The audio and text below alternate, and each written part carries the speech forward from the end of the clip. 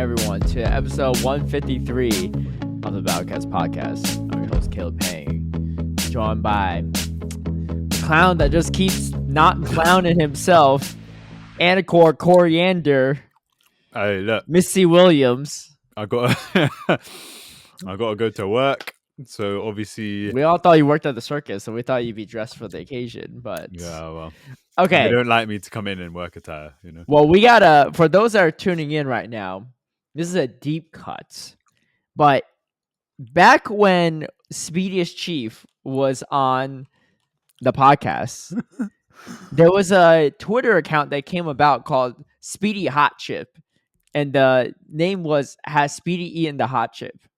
And every week when it didn't happen, they would just say no, or episode 108, no. The Japanese one was hilarious. When we were in Japan, no, as well. And yeah, and then there was anyway. So obviously eventually that Twitter account stopped tweeting because Speedy, no longer was on the podcast, so he's not obviously not going to eat a hot chip. He actually still has it though. I don't know what he did with it because he bought it. Huh. He bought it and he licked it and he said it was really spicy. But I don't know. Wait, but if he opened it and licked it, then it must be really stale. I mean, you think he cares about that? I'm sure he just tossed it out. I don't think he's oh shoot, this is some food waste right here. Right? It was so long ago that they used to still sell hot chips in the U.S. They stopped selling it after that incident. But anyway, so back when Speedy was on the co-host, he was asking me, he's like, "Hey, did you create that?" I was like, "No, it wasn't me." I was like, "I know who was though."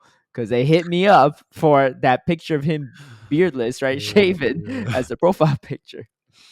They hit me up, and I gave him 3 guesses or something. I think he guessed Crocodile and some other people, Tiwasel maybe. I can't remember the third person he guessed, and he got them all wrong. Mm-hmm. So today we're gonna reveal who it was. This was months before Anicor came on the podcast, but Anicor knows. I do know. Yeah. So do tell. It was me. You hear that, Speedy? It was the whole time. Yeah, it was me the whole time. It was all a part of the play. Bruv, it was just too good an opportunity to pass up. You know what I also found out more recently, yeah? Mm-hmm. You can't even make Twitter accounts that easily anymore. Oh, maybe ID, it's right to verify. Yeah, you need to do a whole thing now, innit? But what if you're an organization or something? You can do it, but you have to have you have to have you have to attach an email and a number, and it has to be a unique email and number, and it's all a load of stuff in it. Yeah. Whereas with that, I was just Speedy hot chip. It was before Twitter went to X, I think. Yeah, probably around that time. I guess. Around, I don't know. But yeah, man, it was just too good an opportunity to pass up. I can't lie. It was so funny, man. Well, now the shoe's on the other foot, or whatever saying you want to call. We come full circle. Now it's Anicor every week, not dressed up as the clown. Someone make a Twitter account. Is Anicor clown today yet? Yeah, it's true. Yeah. Don't worry, that Twitter account won't last very long.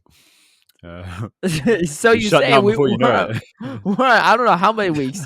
You could, no. Kid you not. You could be dressed up as a clown in the new GBL season. Yeah, that's actually also true. Yeah. Before you know it, it's going to be Worlds. No, let's not let it go on that long. It's easy to give Speedy crap, but when it's you that have to honestly. Know this, innit? Because you know what my hair right away. Right, that was one of the things, innit? Yeah, where I was and obviously, you know what? I did the Misty thing, innit? Yeah, I was I give you credit. When you lose, you have a much faster completion rate of the punishment than Speedy does, for sure. It's just this one was just a bit of an unfortunate one, I think not only is it there's an element of having to obviously I'm gonna do it for the amount of weeks I have to do it for, right? Yeah, but there's an element of all of a sudden, recording is not just recording. I have to get dressed. Do you know what I mean? In it, I have to put preparation. Dress for the job. Yeah, sometimes, like usually, obviously now it's like morning for me, innit? Yeah, but usually we're recording and it's nighttime for me. Yeah, bruv, cleaning off clown makeup at 1 a.m. Oh my gosh. I mean, it's either that or 10 in the morning, so it's up to you. Yeah. You know what I mean? So yes. Well, I know there's some pitchforks in the comments, but let's dive into the comments to see what we get there. Bish Lasagna, this is from 2 episodes ago. Obviously, last week we had Steve on, so we weren't able to do that. But Bish Lasagna says, "Big up for Anicor for having the H and the S in. May rest in peace, Bish Lasagna. New name, who bis?" Okay, look. Here's the thing, yeah. I understand the whole. Also, apologies. Like I said, this morning I'm eating breakfast ish. Anyway, look, I understand the. You're really killing the ASMR lovers right here. From soothing stuff to like you're gonna listen. Yeah. We're listening from ASMR to mukbang. Anyway, look, I understand the changing of names on stream, like whatever in it. Pokemon Company, they want to look. Yeah. Okay, how is Bish Lasagna any different to Bish Lasagna? It is no different. It's I agree with you, right? Before I was like, whatever, just gotta do what it is. But they probably. I'm not trying to give them any suggestions, right? Because I feel bad because Bish Lasagna is a loyal listener, and I'm not trying to make him change his whole username to something completely different, like Dr. Roast Beef, right? But because that guy used to be Poop Soup. Yeah. So obviously, he changed it quite a bit. But this past weekend at Los Angeles, there's this one guy. Oh no, it's McBooho. No, it's flipping McButthole. Yeah. How's he get away with that? Username is, but then I think they made him change it to McBooho. It's still McButthole. I know. This is my favorite part. When the cast, I can't remember who cast it. When they were casting his matches, they kept saying McBoo because like they didn't want to make it seem like they say McButthole, so they didn't want to say McBooho, so they said McBoo, which made it worse, right? I would have just said McBooho every time. Right? don't like because then you're just like dancing around it too much, right? Exactly. Then it becomes too obvious. Just embrace the McBooho, right? Honestly, you know what? Yeah, look, I have crazy. I was watching with the audience. I was like, "How did they get away with that one?" Exactly, man. Yeah, bro. People like done for lower things. It's like instead of asshole, they say a hole. Like so dumb. It's so dumb, yeah. And they chose him for a stream match, bruv. Well, honestly, I don't think it was scheduled to it, but there were some venue Wi-Fi issues, so they started pulling up a bunch of matches. The guy that he played against is his twin, right? Apparently, yeah. What do you mean? Apparently, of course, yeah. What do you mean? Yeah, it was, yeah. So apparently, what you think the guy just happened to look like him, like accidentally? Yeah, they met at the venue. We're gonna tell everyone we're twins, but we look like twins too. Yeah, man. Honestly, flipping McButthole. Yeah, I don't know how he got away with it. I don't know how. Like, and also, you know what? I'll be honest. In it. Yeah. I was trying to follow the day one stream, and like I was traveling a bit for the beginning part, so it was like a bit difficult. But at one point, I was like, I'm not digging a lot of the matches that they put on. Do you know what I mean? In it, yeah. In terms of like, when you pick matches for stream, I don't know who was picking matches for stream in it. Yeah, I wasn't really feeling a lot of the matches they were putting on. Where to the point where I was just like, you know what? Like the gameplay wasn't like top tier. Yeah, man. And it was so I know why, right? So we'll talk more about this when we get to the LA regional part as well. But the biggest reason is because there were like huge Wi-Fi, like venue Wi-Fi issues across the board. Not even just for Go, for VGC. So VGC and Go, everyone that was on the floor couldn't play for like an hour and a half. Right. They tried to play, like they couldn't even get through the first series of battles, so they had to pause. They were supposed to start like shortly after 9. They had to pause it until 11:30. But the only Wi-Fi that worked were the stream phones. Okay.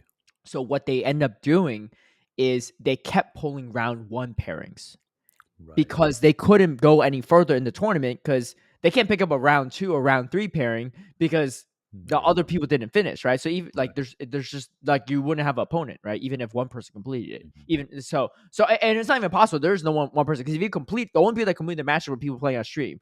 So the only way you get a round 2 or round 3 pairing is if you showcase the other person right below them, and then you keep showing them back and forth because they're the only 2 people, right?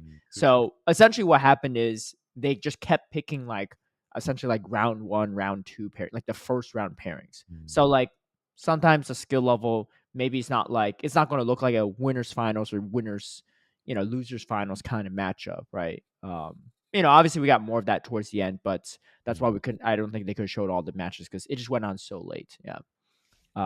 Obviously, everyone's doing their best, right? Some people are less familiar with this, format or just getting into it. Yeah, which is understandable, but it's like I hear a lot about, doing certain things for the stream, even at times where I'm like, oh yeah, you're I focusing don't more on the think stream than the player.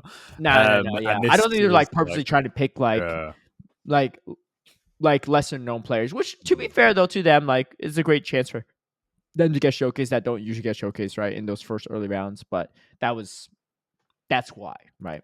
But that's I still think picking McButthole was not of all the round 1 of all the round 1 pairings they could have picked, and they picked McButthole. I don't know, man. Anyway, anyway. That's why I put the S and the H in Bish Lasagna, because I was like, you know what, So I got a question for you. If McBuho top cuts at NAIC, you putting McButthole? I'm putting McButthole. Bruv, I'm putting McButthole, and that as a protest, to the appalling standards of name change. Okay, I got a question for you then. So obviously the Pokemon company can't have a McButthole on stream or a Bish Lasagna, right? Okay. So what are you suggesting? So because I think I think they're trying to be fair to the players and saying, look, we know you've liked your name for a while, so we're going to be nice about it and make you only change like a letter or 2, right? You would rather have them just drastically change their username completely. The thing is, because that's the alternative, right? Yeah, the thing is, if they're gonna enforce that, then it seems so half-assed to be like, oh yeah, just drop 1-2 letters.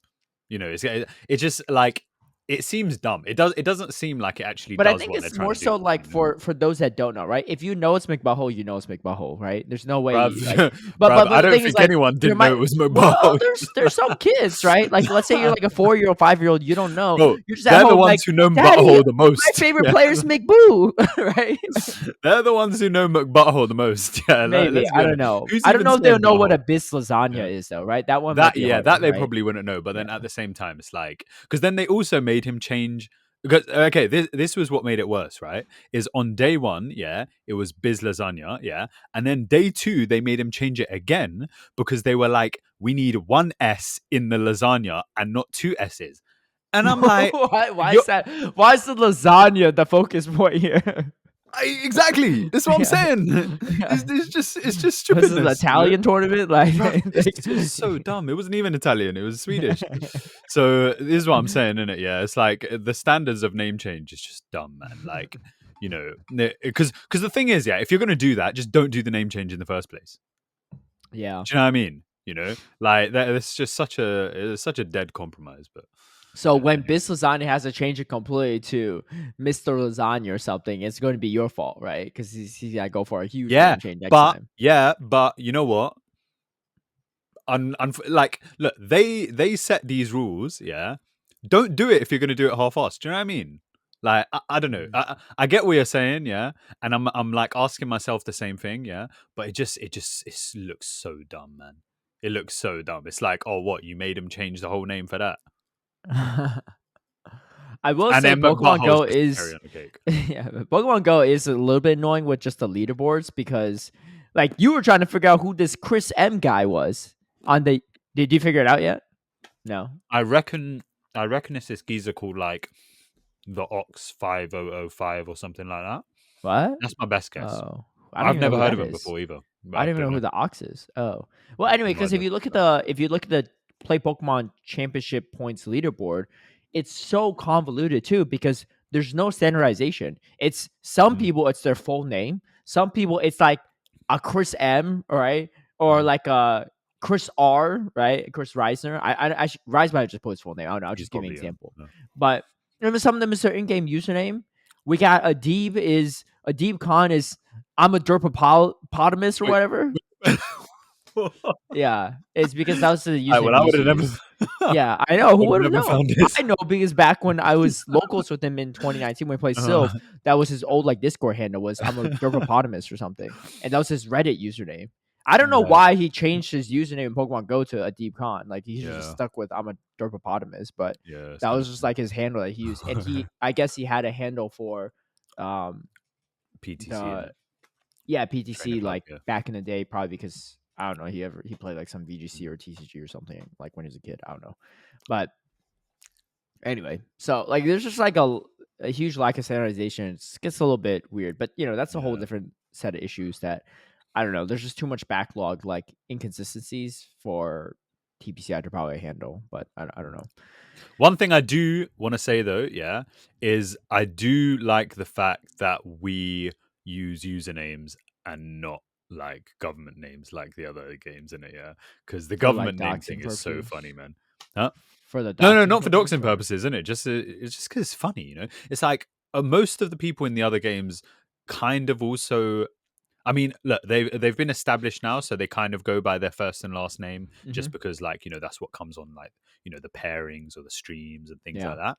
But generally, I think in games in general, right, it's like the username is usually that's like what people go by, and like the whole using first and last name, it seems like just really formal and a bit sort of strange in the context, I feel like Pokemon as a company though, or like as an esport, is a little bit obviously before Go and Unite started, like is a little bit more removed from the rest of esports, right? Like they have different kind of their approach is a little bit different, right? And to be fair, part of it is probably because Pokemon esports started so long ago, probably before a lot of the other esports even were around. So like back then, people probably didn't even use gamer tags because there was no League of Legends or Dota or Rocket League or Valorant stuff, right? Like those things weren't around. So I mean, what's the Pokemon company going to do? Be like, and especially with VGC, right? It's not like a lot of times like you just sign up with your name. Like they don't care what you named your character in your Game Boy Advance, right? Usually the characters are only like 7, 8 characters. Like you can't even put most people's full name in there. And TCG, there's no game to it, so you just sign up with your name, right? Like, but that does make more sense. Yeah. That's at least based on that's my guess, right? Because historically, this TCG and VGC have been around for like whereas we're signing straight up decades, right? Yeah. Fair enough. Yeah, but for Go and like you people, it's just not even possible to write. Like even if you want to do your full name, like it's probably taken. And then Unite, obviously, similar situation. Bishop Lasagna also says, a small side note, I personally went to Stockholm with no prep or sims. My only goal was to have fun, and oh boy, did I have fun. The community is amazing, and that's what matters. Yes. Yeah, I mean, Bishop Lasagna did great. I was wondering that too, because after I saw Bishop Lasagna on stream, I was like, wait, it's like, this is his first time playing, or like just maybe first time on stream, right? Because it was like pretty impressive for a first time run, and hey, that's what it was. It was first tournament. First tournament, yeah. No prep or sims either. Wild. Artemis Dragon says, hey fellas, honestly, I don't expect these numbers to grow anytime soon. I guess the talking about participation numbers. So just too much doubt and uncertainty going on when it comes to Niantic. Notice I said Niantic, not Pokemon Go. You have people like Walwer, that be Sticks, and J Farm who walked away because of lack of care and consistency with the game as a whole. We even lost day ones like Reversal, who was a Niantic partner. We even had a shot at having someone as Virus Ninja, who was actively GBLing before he quit again during COVID. What happened to all these promises they made in 2021 from their What We Heard blog? I really wish Niantic had a hard competitor. I bet we'd see some changes then. Yeah, the Ninja thing was kind of mad. I remember that. Literally one of the biggest streamers in the world. Yeah, playing that could have been Pokemon lit. Go. And I remember he tweeted, and he was just like, why am I limited on how many GBL sets I could do a day? Yeah. It's crazy, right? But it's true, right? You play any other video game, they're just like, yeah, you can't play any more ranked battles. Like, what? Like, you could play other games you can play ranked all day long, right? You might not get any better, right? I've been playing some of these ranked games in like Unite or League of Legends. I'm like, damn, I'm where I started 5 hours ago, right? Sometimes I'm worse, right? But at least I can, right? And it gets people invested in the game. Like, obviously, not everyone has the time or freedom to do that, but some people want to, some people don't. Do you know what? Funnily enough, it might even fix queue times as well. It 100% fixes queue times because for Go Battle Day, Go Battle Weekend, Go Battle Week, whatever, when you have like more sets, instantly queues are completely shortened. And I know this because usually those are later on in the season. So my elo's like on the higher end. So usually I would have queues. And like I have like almost no queues. I do end up facing the same person sometimes like multiple times a night, but like that's not the end of the world, right? Like I just want to get some battles. It's kind of fun to be like, oh, this is the third time we face, and like let's see if we can play it differently, right? Or you might switch teams. But again, if there's like switching teams is more common. If there's no limit in matches, then the elo changes might be more frequent, that you would be playing different players even being in the same. Do you know what I mean? Whereas like you're playing the same person, because obviously the elo changes are like a lot less because of how many matches people can actually play in it. But you might get a lot more frequent elo changes with more people. That's true. That is true. One other reason why I might be facing the same people during those events is because time zones, right? Like, like Go Battle, they started like 13, 15 hours ago in Japan compared to now. So like by the end of my Go Battle day, it's not theirs anymore. So they're not in queues, right? They might be asleep, right? So that might be another reason why I keep facing the same people too. But also, I don't know. I think Armis brings up a great point. Like, it's just Niantic's sitting on a freaking gold mine, and they're just letting the change fall through their fingers. But I don't know. I mean, hey, look, if they need any suggestions, hit me up. I'm doing this. I'll give it for free, right? We've mentioned plenty. This is the episode where we talk about top 3 changes. What we do. So Artemis Draggy says my top 3 changes in terms of PvP are replace blind 3s with show 6, pick 3, and PvP. We have 2 minutes lock in, better correlation between PvE and PvP, and update the trading system from the ground up. 6 years of this outdated system is enough. I like update trading system. I think 2 minutes lock in on show 6 is a bit too much, especially if you're doing like just a GBL style sort of thing in it. Like I feel like the VGC, I think your lock in is maybe a minute. Maybe. I feel like if there's just a minute, ours should definitely be at most a minute, because our games are shorter too. Like there's a minute, but you're actually playing for a while too. So like it's worth the extra wait, right? But yeah. I mean, they had to pick 4 Pokemon. Did I talk about this on this podcast where I said, what if we had 4 Pokemon instead of 3? No. Oh, that's interesting. I just thought of that though, right? What if even in show 6, but GBL as well, right? GBL obviously 4 is like easy. But what if, obviously you have to increase the game clock. But what if, and you maybe increase the shield to like 3 shields maybe per game. But what if every game, instead of bring 3 Pokemon, you bring 4? Even show 6, that'd be interesting, I think. I think that would change a lot of things, right?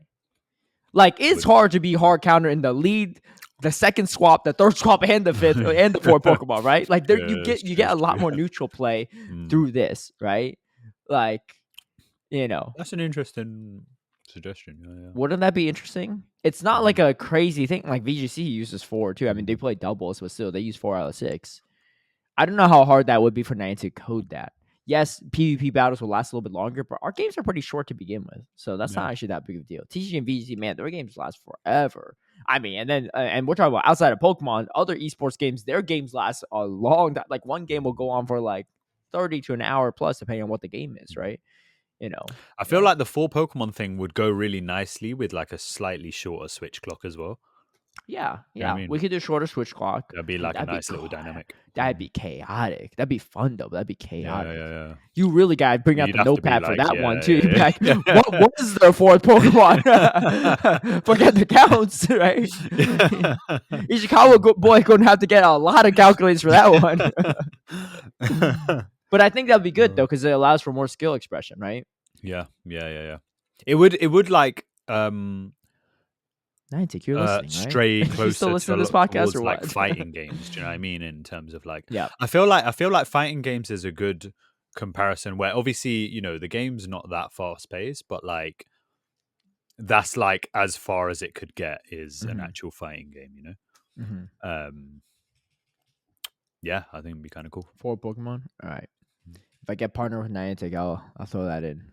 Yeah. As of now, there just might be lurking in our audience here. But Greasy Cuisine says the 3 things I would add to the game to make it more accessible would be bottle caps, and make them not super rare. Rare Candy XL being more common, and reworking the TM system to be similar to the main series game. Yeah, all things to increase accessibility. Bottle caps too would be really nice as paired with a rare XL candy, because like obviously rare candy XL is pretty essential even for just non like mythical legendaries, right? Stuff that you get more than one of, because it's still a lot of resources. But getting the XLs for that one's a little bit more reasonable.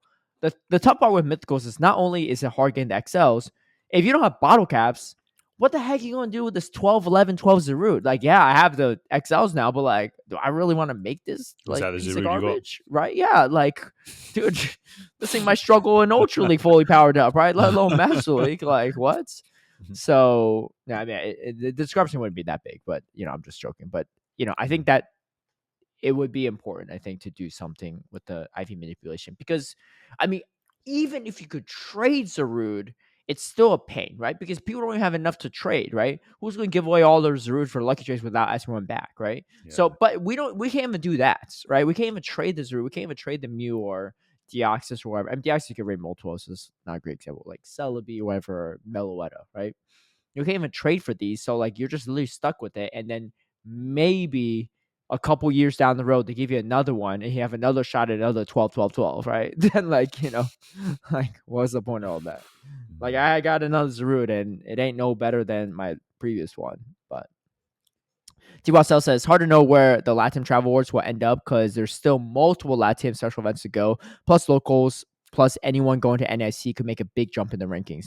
I don't think they'll do anything to separate Canada from US. Puerto Rico is also part of NA and has the same 500 bar. It's way harder for them to get points than is for Canada. Wait, that's actually kind of nuts. Mad. But that makes sense though. Yeah, because Puerto Rico is technically in North America, US territory. Yeah. But like, who the heck is qualified for Worlds? Well, also, what's mad? It won't help that the top 2 finishers in Puerto Rico are from Puerto Rico, so there goes the bulk of their points. The mad part that I clocked this weekend, right? Yeah. So obviously Dialap made day 2, but then I think he lost like his first game. Yeah. I was looking at his points.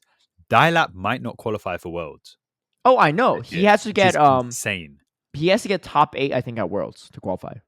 For NAIC, sorry, to qualify. NAIC, yeah. Because I talked to him. I don't even know. Like, he did some challenge. He did a challenge in Cup as well this past weekend. So I was chatting with him. Like he told me like he needs top 8 finish. That's insane, man. But he hasn't been. To be fair, he hasn't been playing in a lot, right? He only played in Toronto, but that's it. But to be fair, it's also. You know what I mean? He was telling me to go to NAIC, he has to drive 3.5 hours to the airport to take the flight. but I kid you not, he lives in like.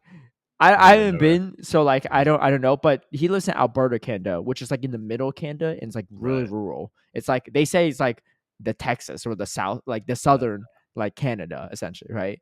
Or they have like cows and farms, and like they might have different accents there or whatever and stuff like that. So that's why a lot of them, like Shady, I think Shady Equation, same thing. He lives in that similar area. That's why they're all the Axe Alberta form. I think they're all like from that general area. Has Shady qualified after this weekend? No. But Mad. No, because I don't think he's done locals. So he got second place and he made like some top cut in Orlando, I think, or Indy. Well, it was Indy, I think. But that's it. But he was talking to me about it. He went to LA because he has some friends he was visiting. But he told me, I think if he qualified Worlds, he wasn't going anyway because I think he was busy or something. Like he didn't go to Worlds last year after. I think like he's really one of the few people where I'm just like. That's a bit of a loss, do you know what I mean? Dude, that's the NA talent for you, Anicor, right? We got some of the best players like a win Worlds that aren't even going to Worlds, right? What see you got, right? Besides Scafo. No, you got Palasha. You got Palasha, yeah. I'm gonna tell all the NA people to bring Clodsire for Worlds. Gee, what's up? Write another post. Say you take everything back. We got hotfix Clodsire buff.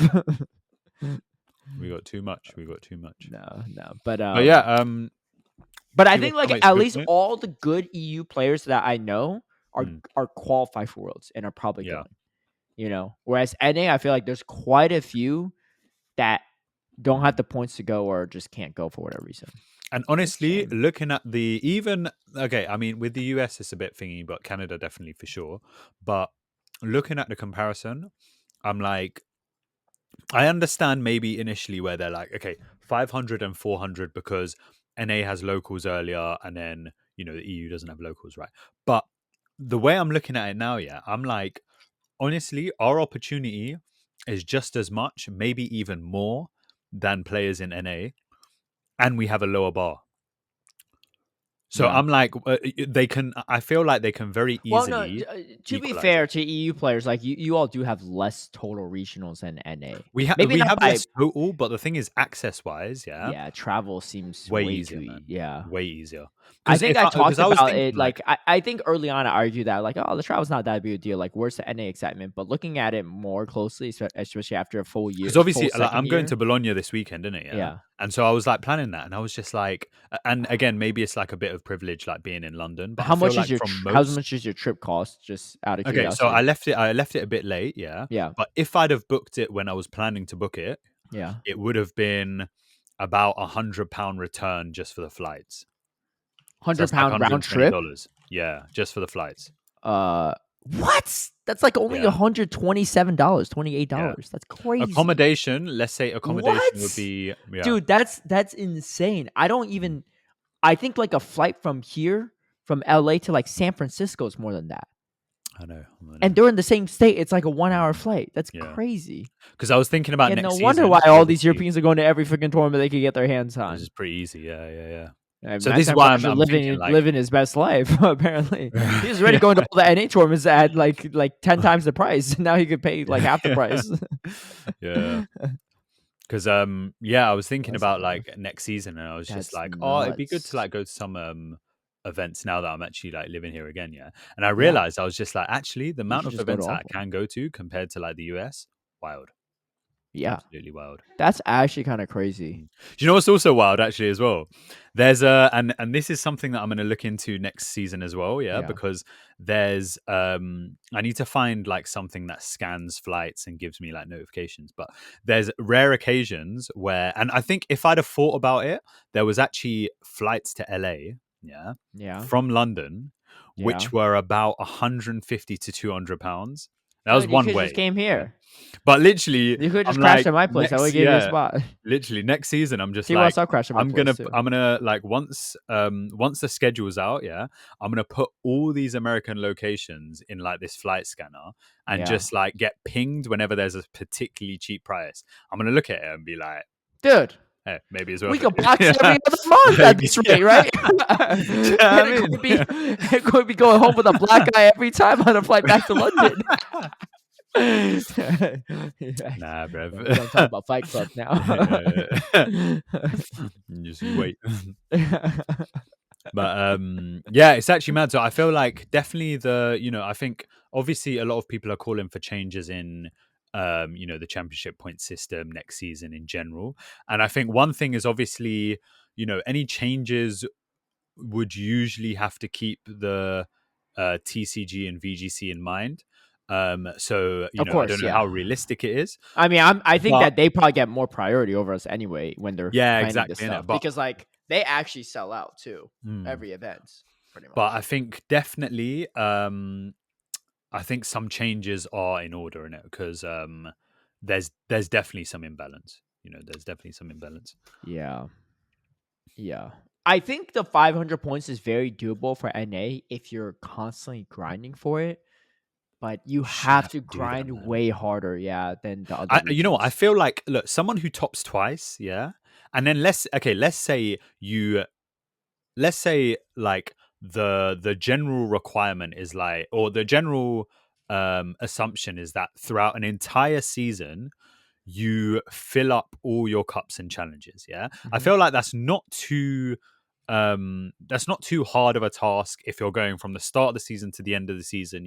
I don't think that's the easiest task actually, because you could hit as enough, right? But to win them all or to get top cuts, but as in like easiest, to get points from I haven't even maxed out my points, and I've gone through quite a few, right?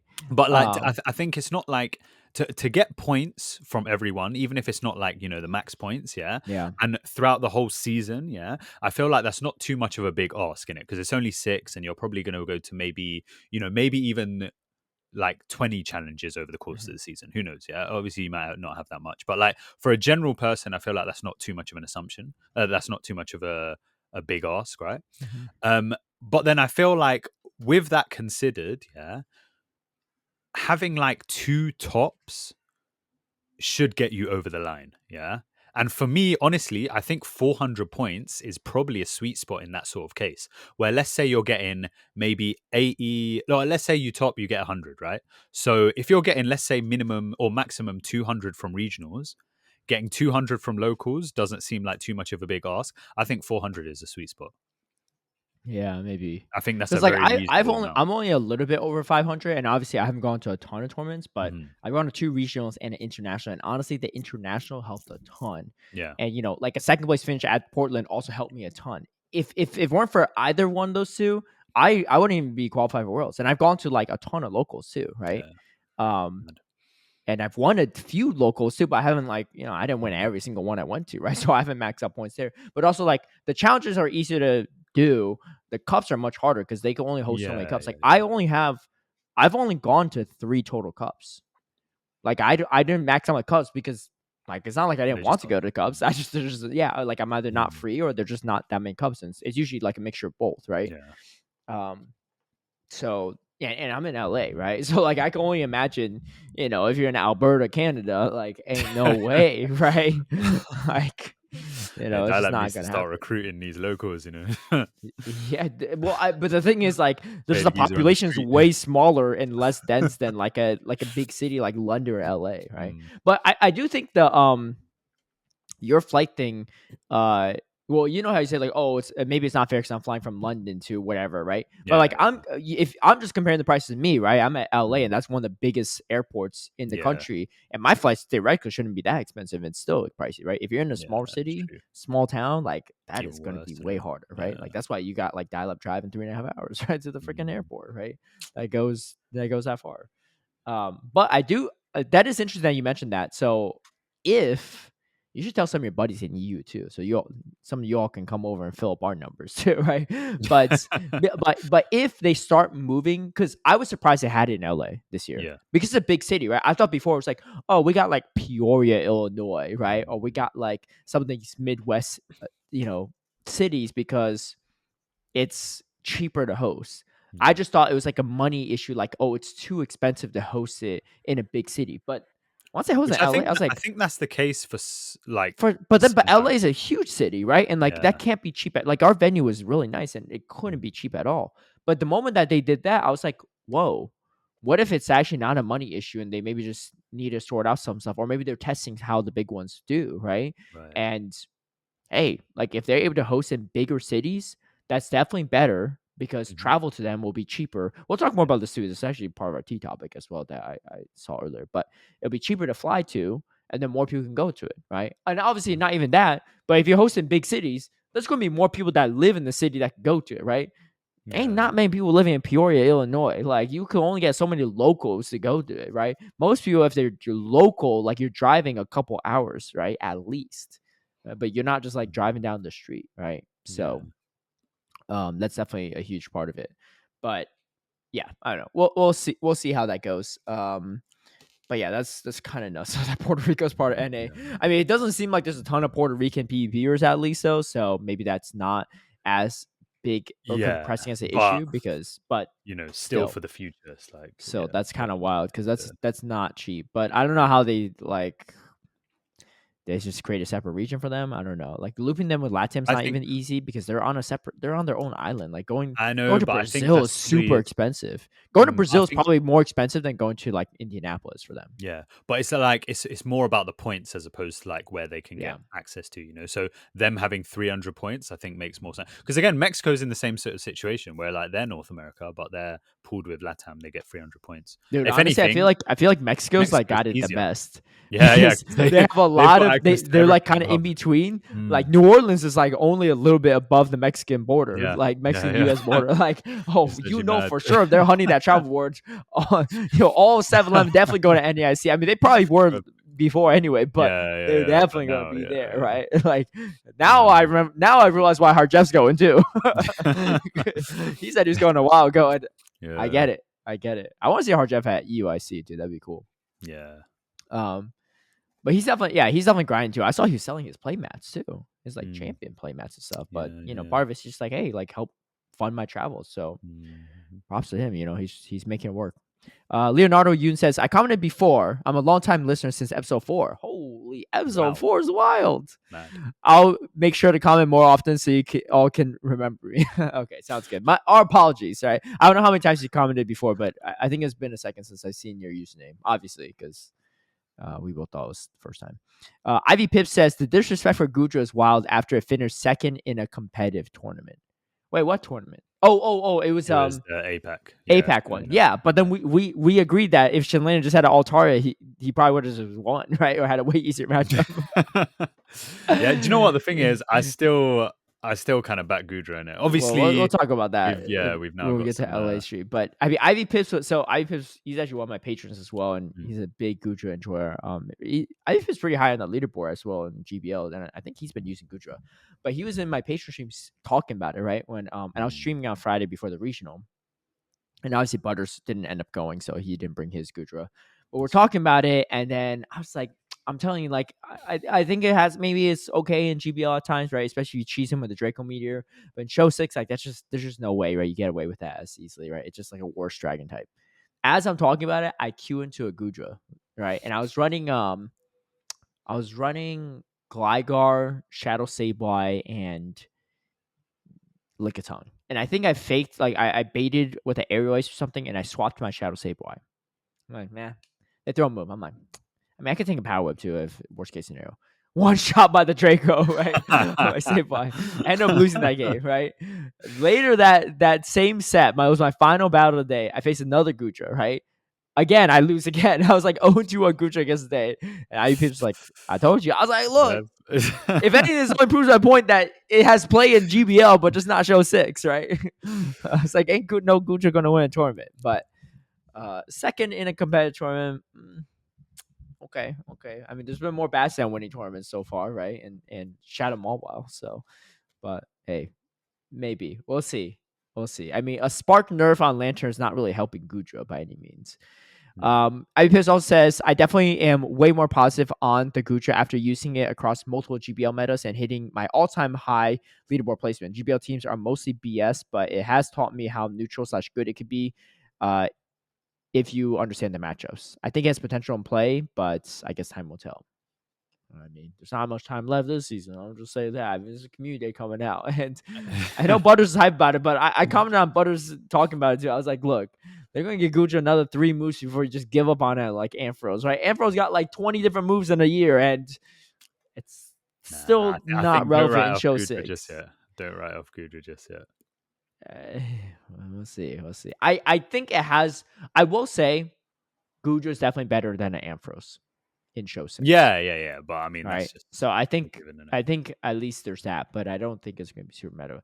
That being said, I did start using Gudra in GBL the other day, and I went 9-1 with it in like the 3300s right off the bat. And my one loss, I just misplayed. I just got like sniped when I had like 100 energy on my Mana Buzz by like a Shadow Magnezone. But like it was actually decent in in GBL, I will say.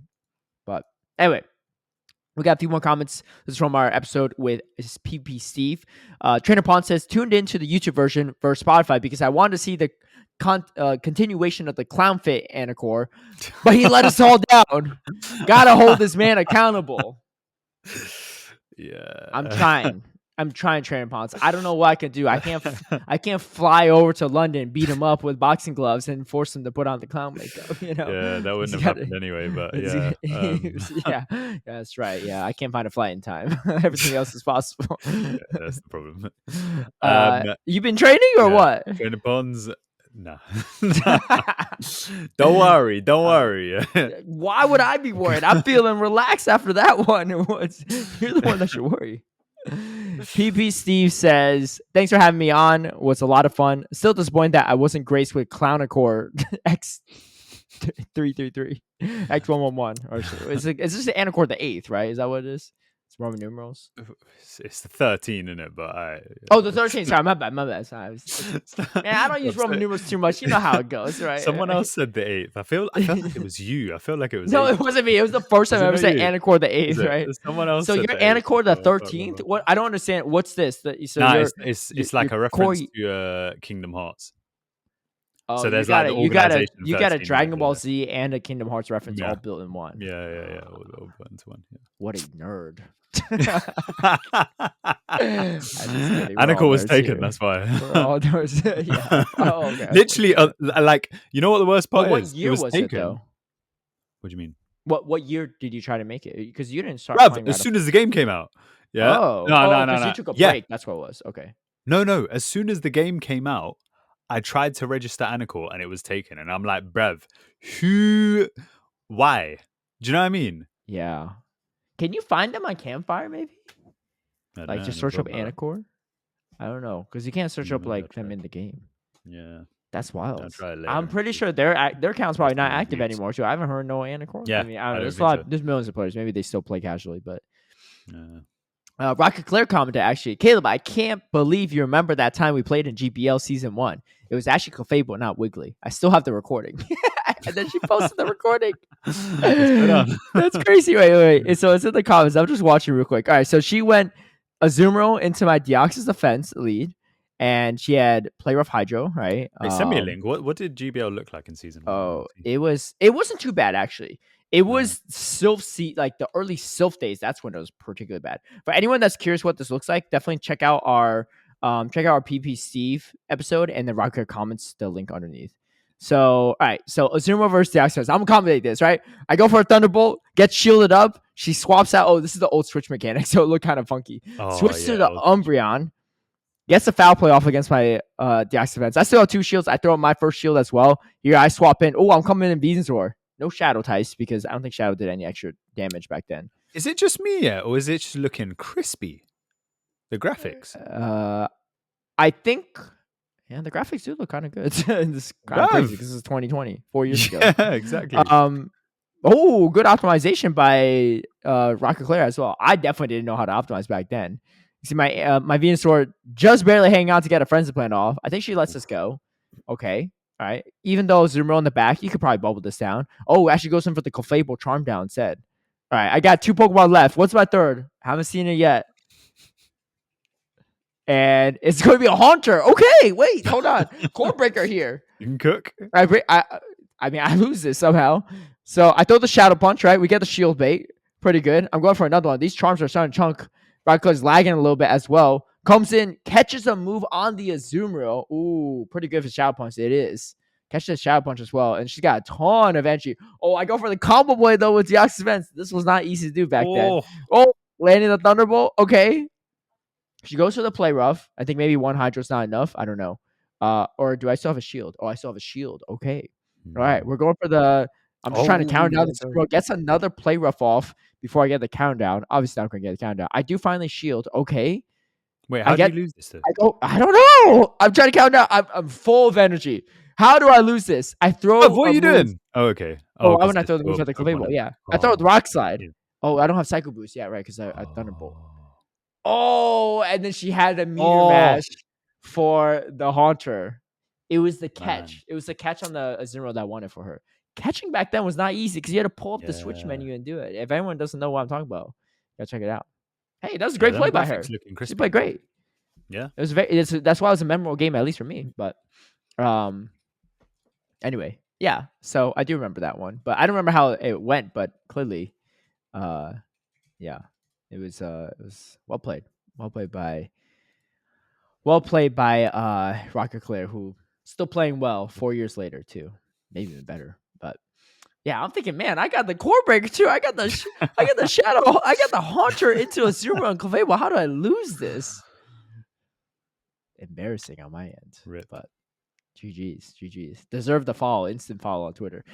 So who is Josh? Says I'm not Australian or from LATAM, but if you're in LATAM or Australia, you can qualify on locals only, and don't need to enter a regional / IC tournament to get to Worlds.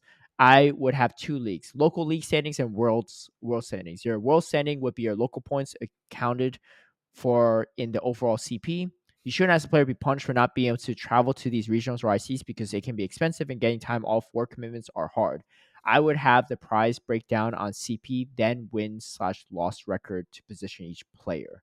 So local league, and then say position 1 full ward, position 2 80%. Oh, they're talking about the travel ward, right? Position 3 60%, etc., all the way down to position 5 20%. I know the argument is that if you don't play the best at regionals or ICs, you will even be able to stand with the best players at Worlds because you have only done locals. But the key is accessibility for all in some way. But who doesn't like an underdog story? Elche all over again. That's true. That's true. I mean, I think we're going to have to see, right? Because I think if you're just trying to qualify off of locals alone, you don't get the the chances of getting travel are pretty slim, right? Especially in some of the bigger regions, or the higher point total regions, I should say. I mean, I guess they're mostly the bigger regions too. So that being said, it might be hard to fund your travel to Worlds, but I mean, it's Worlds. Like, I wouldn't take any opponent easily. I lose to people that don't qualify for Worlds on a regular basis too. So, like, for people that do qualify for Worlds, there's a chance you could lose, right? I mean, I'm not saying I'm like the best player by any means, but like, I feel like I'm good enough to face off against most of the best players. But again, anyone that's qualified for Worlds also could take me out too. So, yeah, I don't know. I think the travel war thing is going to be an interesting one for sure, though, because that one is. Yeah, I think that definitely needs some. Well, you know what the thing is though, is that like I feel like the only place it actually does need addressing is Australia, and only because of the lack of events where you could potentially get a travel award. Like, it's no longer the case. But the fact that you could potentially get a travel award just through locals is a bit mad, isn't it? You know. Maybe that's TPCI's way to encourage people to go to locals too. Kovic, you ain't done yet. You better go to this cup. Yeah, it's true. That was literally the case, you know. But I think, that said, I maybe unrelated to be honest, but a few days ago I was like doing the world qualifiers thing, which should hopefully be up on Dracoviz in a few days. Yeah, we could have a soundboard. I'll just press play every week on that, right? I don't know what. No. Let me call it. What do we call it? Don't set a deadline for bureaucratic issues. Yeah, bureaucratic issues is the reason they're not up yet. Okay. It's not your fault, is what you say. Yeah, basically. But anyway, so as of like, let's say the beginning of the week, or actually no, let's say before the weekend actually. So as of last Friday, there was about 185 players qualified, based on like the leaderboards and everyone else who's like officially qualified. Yeah. And then obviously you do the weekend, and there's like, not counting championship points, there's the 2 Taiwanese qualifiers as well. Yeah. You got 16 qualifiers happening this weekend from PJCS. So I reckon. So that means there's like. Event. I can't wait to watch that. Yeah, man. Honestly, I also need to upload the PJCS list as well, because like we've got a list of like everyone who's competing, and there's some like really good names there. Still some names missing, but I'm wondering if they even competed in the smaller tournaments. But I reckon that they'll probably end up being about 250 minimum players qualified for Worlds, possibly 300, because obviously we've got NAIC coming up, so maybe that boosts. I know there's quite a few people that are like they're within 100 points, and they just need that first 100 points.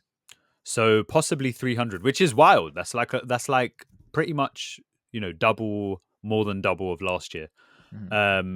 Obviously all of them are not going to be able to make it, but even if let's say like 60% go, I reckon there'll be at least like maybe 200 people at Worlds, which would be interesting. Yeah. Yeah, that could be interesting for sure. Yeah, but that still said, the ratio of Asian players to other players is appalling. Yeah. Poland. So hopefully that can be sorted out next year.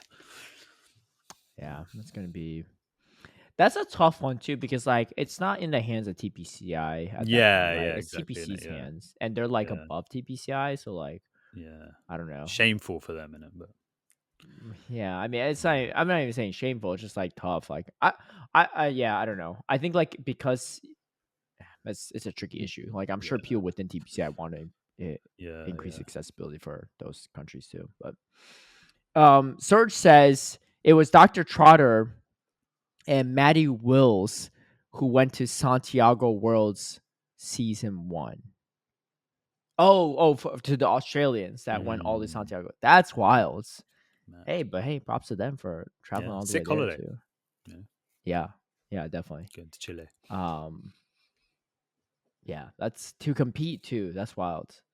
I probably would have if I were them. I probably would have gone to like the Dortmund one, the Germany Continentals, just because.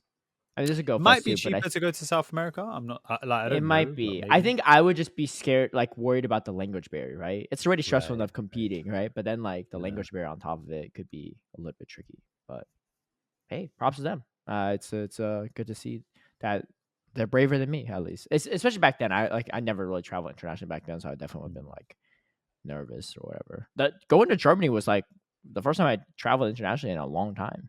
Really? And outside of Canada and China, I've never gone anywhere else internationally. Mad. So I it was know a my lot of first time in Americans don't Europe. have like passports and stuff as well. It's Right? not. I know I had a passport because I like literally immigrated to U.S. when I was like 2, so it wasn't that. We just like I just like I think from a money standpoint also like it just wasn't like if we had the funds to go travel somewhere, we just go to like China or something to visit family. But yeah. Anyway, that does for our YouTube comments. We did have quite a few tournaments this past week. And it was 3 specifically, right? Los Angeles, Lima, and Mexico City, if I'm not mistaken. Also, correct? Taiwan was this weekend as well. Oh, Taiwan as well. The final. Oh, okay, yeah. So, should we start with LA or what do you want to start with? Yeah, we can start with LA. All right, let's do it. So, we have LA kicking things off, and I was there in person. Like I said, I talked about some of the Wi-Fi issues, but after that was sorted out, for the most part, it was good. I know you watched some of it as well, but yeah, we had Rise Occasion, Mr. Wobbly not looking so wobbly, Mr. $2 tier. Maybe should be bumped up to $3 tier. Okay, so I need to get this straight. He's won now a regional every single year of the championship series. Yeah, and he's the only person. He's the only one that's done it. Is he the only one that possibly can do it? Like, is there anyone that could win in like this upcoming weekend or any? Well, NIC wouldn't count because it's not regional. So this upcoming weekend we have Bologna, and is there well, I guess like special events count too. Are there any Latin special events this upcoming weekend? I guess nah. So there's no more. PJCS wouldn't. There's no more LATAM. There's no more LATAM events left. So it would be players who go to. The thing is, I didn't like. I wrote regional, right? Yeah. I didn't say event because you had Itzaxon who, like, in the first season won NAIC, and the second season won a regional and worlds. But you could say event. So then, in that case, Itzaxon's a possibility. Well, if it's event, then Emmy Weedle's already done it. If it's event, then Emmy Weedle's already done it. Yeah. So I made it regional just because, like, so Itzaxon's. So let's not do Itzaxon then. I don't know if Zardi's going to NAIC. I imagine he's not.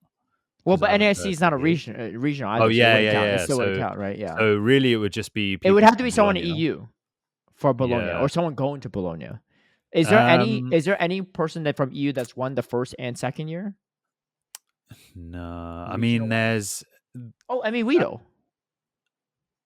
Wait, did he? But No, he didn't the qualify first through. year Did he qualify through a regional? I mean, it technically counts, right? he But he maybe was, not. and I think he was technically the because I wrote this when he won Yeah. Oh, he was EUIC. the He was EUIC winner. Yeah, technically but the but that's not a EUIC regional too, senior right? Yeah, champion. yeah, Yeah, yeah. He's the only yeah. one there.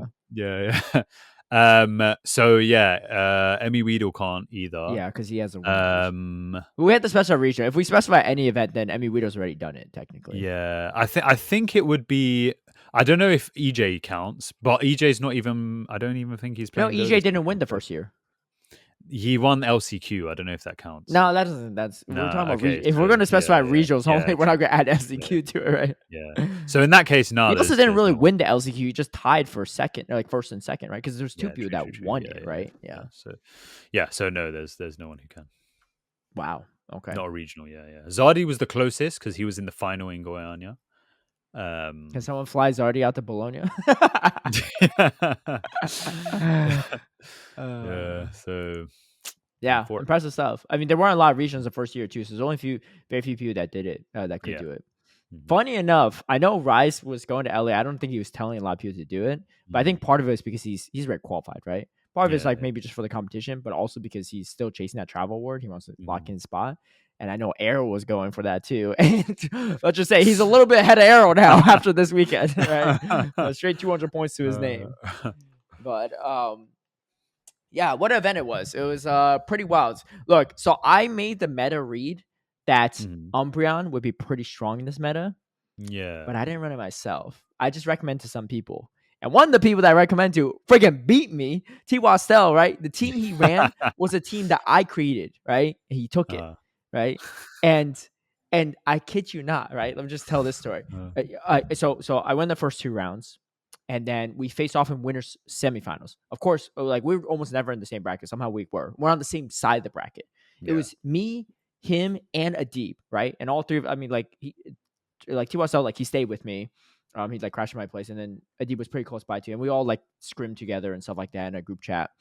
And we all know each other pretty well, and we're all in the same half of the bracket of that bracket. Existing Monkey was on the bottom side. He's the one that actually took, made it to day 2 to the winner side.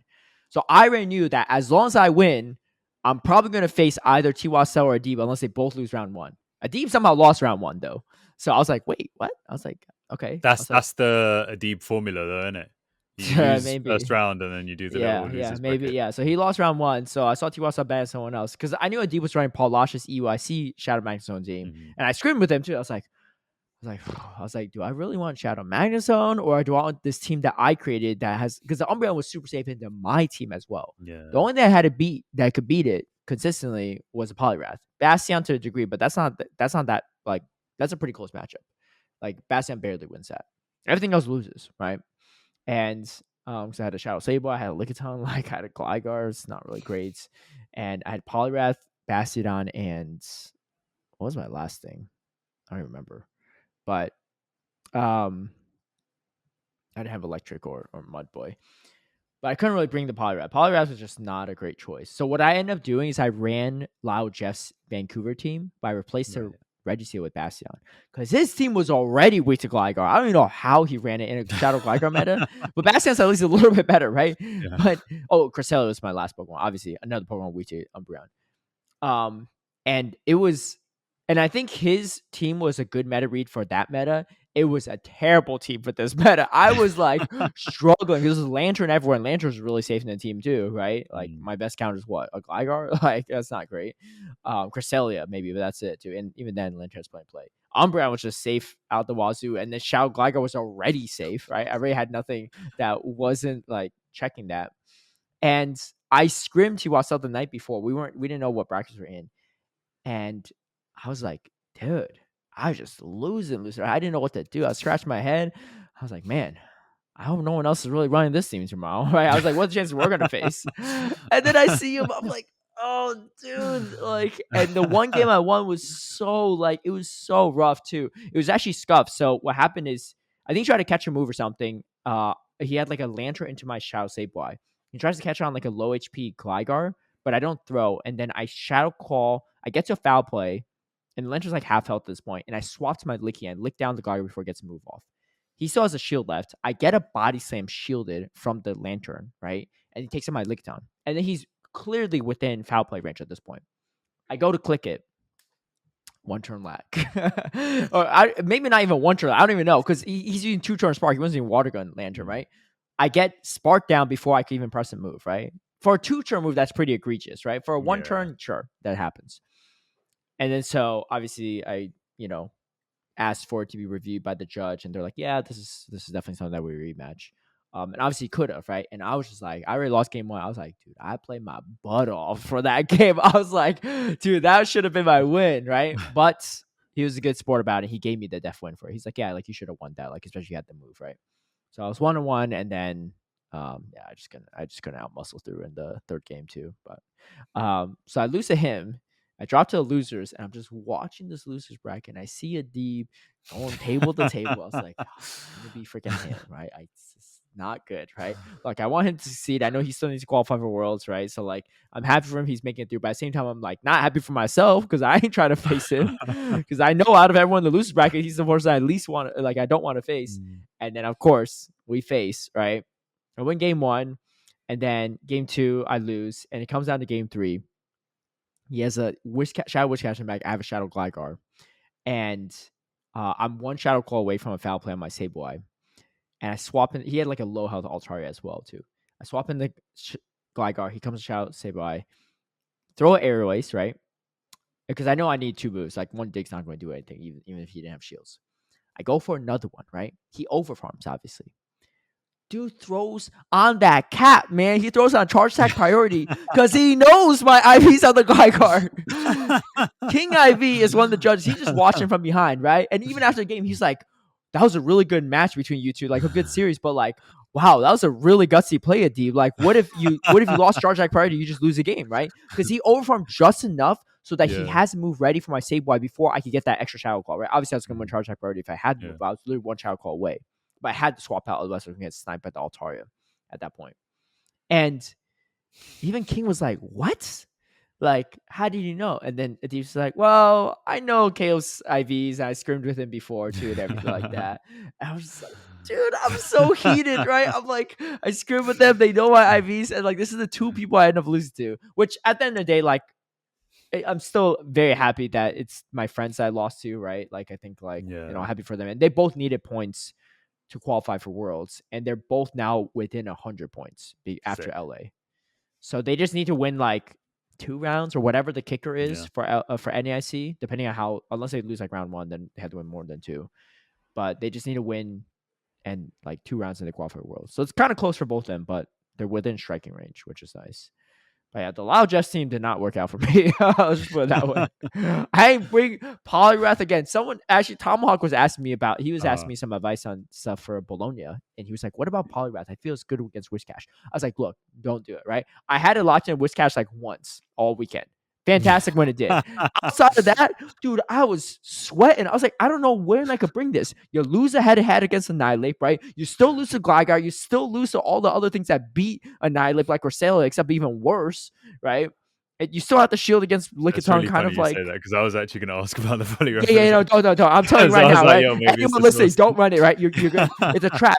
And then on top of that, you have a worse matchup against Charge Bug, and you have a terrible matchup against Lantern, right? Like it's like straight up worse across the board. And you can't even, and you got the mirror match you have to worry about. Like, yeah, you're a little bit better into Shadow Sableye, but like how much Shadow Sableye is there, right? You're a little bit better into Mana Buzz and Altaria, but that's it. Like the trade-off's just not worth it. Like I didn't know, I couldn't bring it. Like I needed it for the Umbreon that TWSL brought, but I couldn't. He brought Gligar and Lantern every time. I was like, dude, I can't. It's such a risk for me to bring this, right? I don't know how to bring it into this team. And I don't know how Loud Jess ran it. I watched all his footage from Vancouver because most of his matches were on stream because he was on the winner's side the whole time. And I don't think he brought a ton either, to be fair.